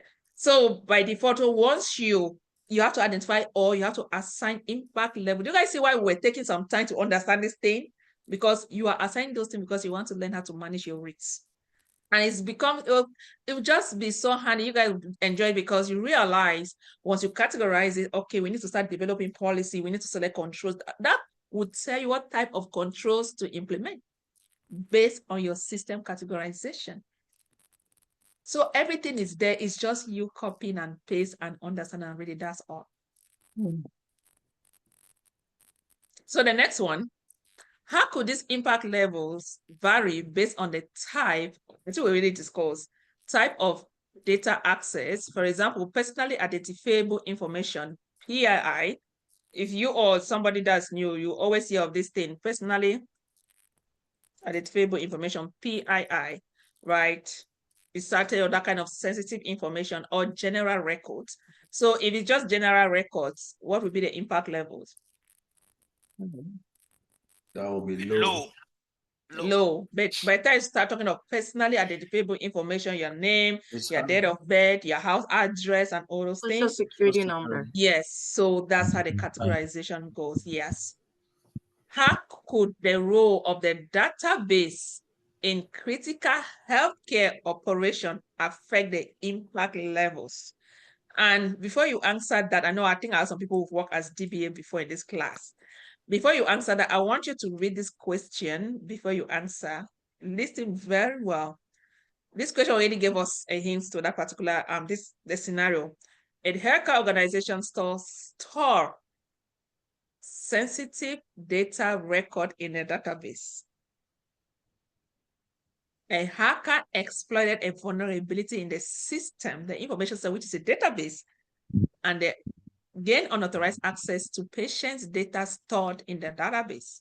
And now, if we come now to this question, how could the role of the database in critical healthcare operations affect the impact levels? Because it stores critical information. Do you guys know how powerful databases are? Database administrator, please, you guys speak now. Can you tell people, like, you can have everything, but database is that treasure. Is that thing that you want to secure, and you will have it inside your heart, inside your organization. You need to protect it because everything again is stored in the database. All the data, everything is stored in the database. You go into Amazon website to shop, everything is stored in the database.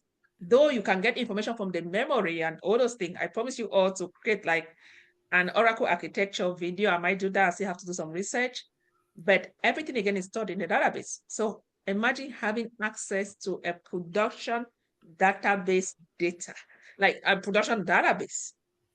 You got access to everything. Think of a lot can happen. Who can tell me the worst that can even happen? Death. Apparently, you can go there and change medication. Death of a patient. Yeah. You can do so many things. You can go there, you bring down that production database. Imagine somebody is about to get a surgery or something, and they cannot access their information. Are we communicating here? Yes. Yes. And we are patients. We go to hospitals. We have our information in different databases. It doesn't mean that maybe me and you might have the same doctor. You might have your information might be stored in a different database. Mine might be stored in a different database.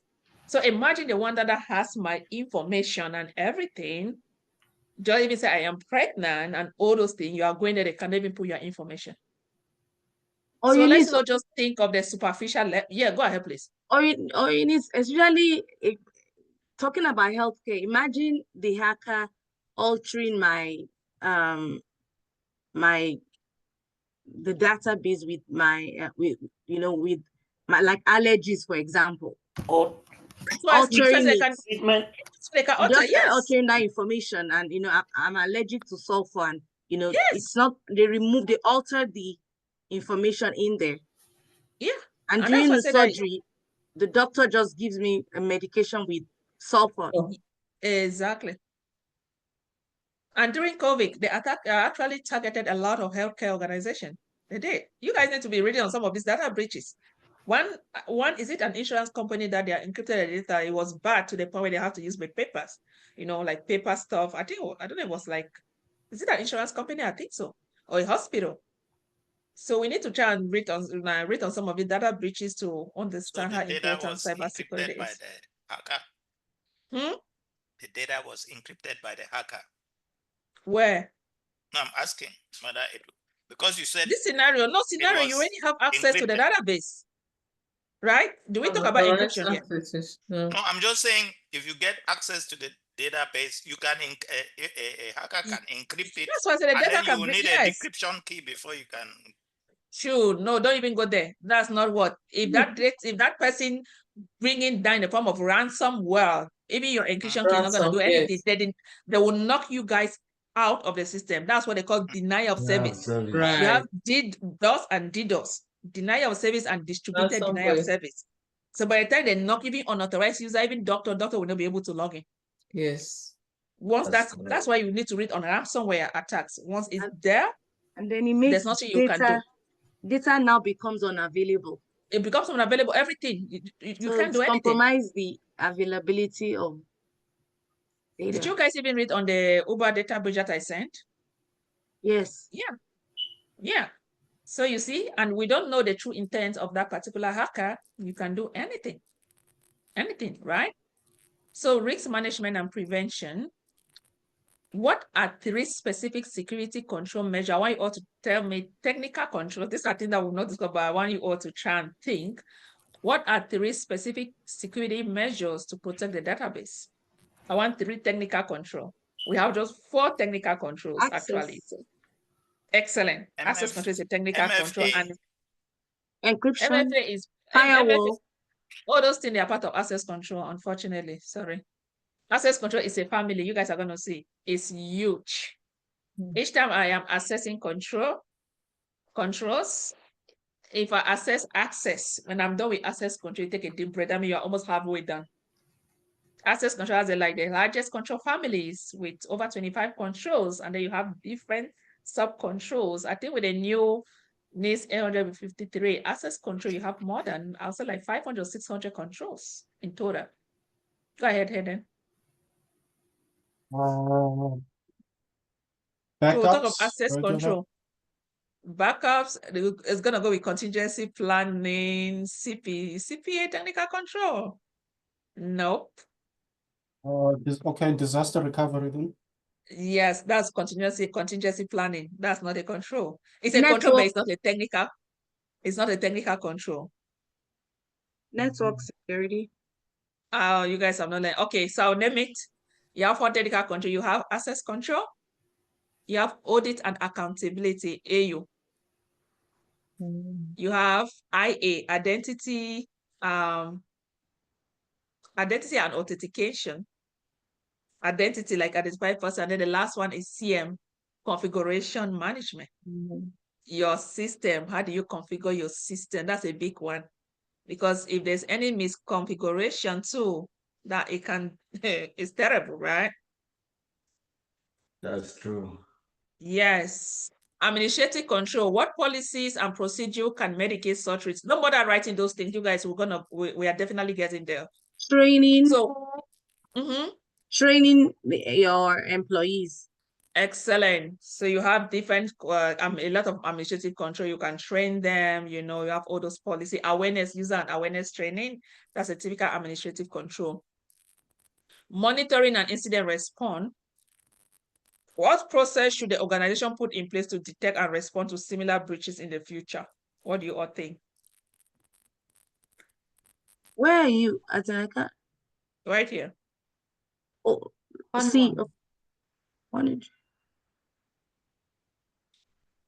What process should the organization put in place to detect and respond to similar breaches in the future? Continuous monitoring. I'm thinking MFA. Penetration. Why MFA now, sister? They talk about tools now. What do they have in Intrusion place? detection. Penetration testing. Intrusion detection. Yes. IDS, IPS. These are some of the things that you guys need to take and start doing research, right? Vulnerability scanning. Yeah, they have Splunk. They have different tools that they'll use to like keep record, like antiviruses. Again, is it a fraud? Like if you detect something, you can over and up. Just think of everything that your organization can put to better to have a stringent controls in place. All right, compliance and regulatory implications. Which regulatory frameworks was violated in this scenario? HIPAA. Excellent, HIPAA. How could compliance with such frameworks have mitigated the impact of the breach? What do you guys think? Training, sending phishing emails internally just to kind of have a knowledge, have an assessment of where employees are in regards to awareness. They were like training, eh? Which guys, we're talking about training. How could compliance with such frameworks have mitigated the impact? Have mitigated the impact of the breach. Not what would, but could have. Access control. Yeah, can we say setting access up control, because that was what they got. Yes, maybe they have a weak, access control, so you want to enforce that, right? Yeah. What consequences, legal, final, and repetition could arise from non-compliance? Lawsuits. Excellent. Fines and so many customer trust, so there's so many things that can happen. All right, so this brought us to the end of today's session.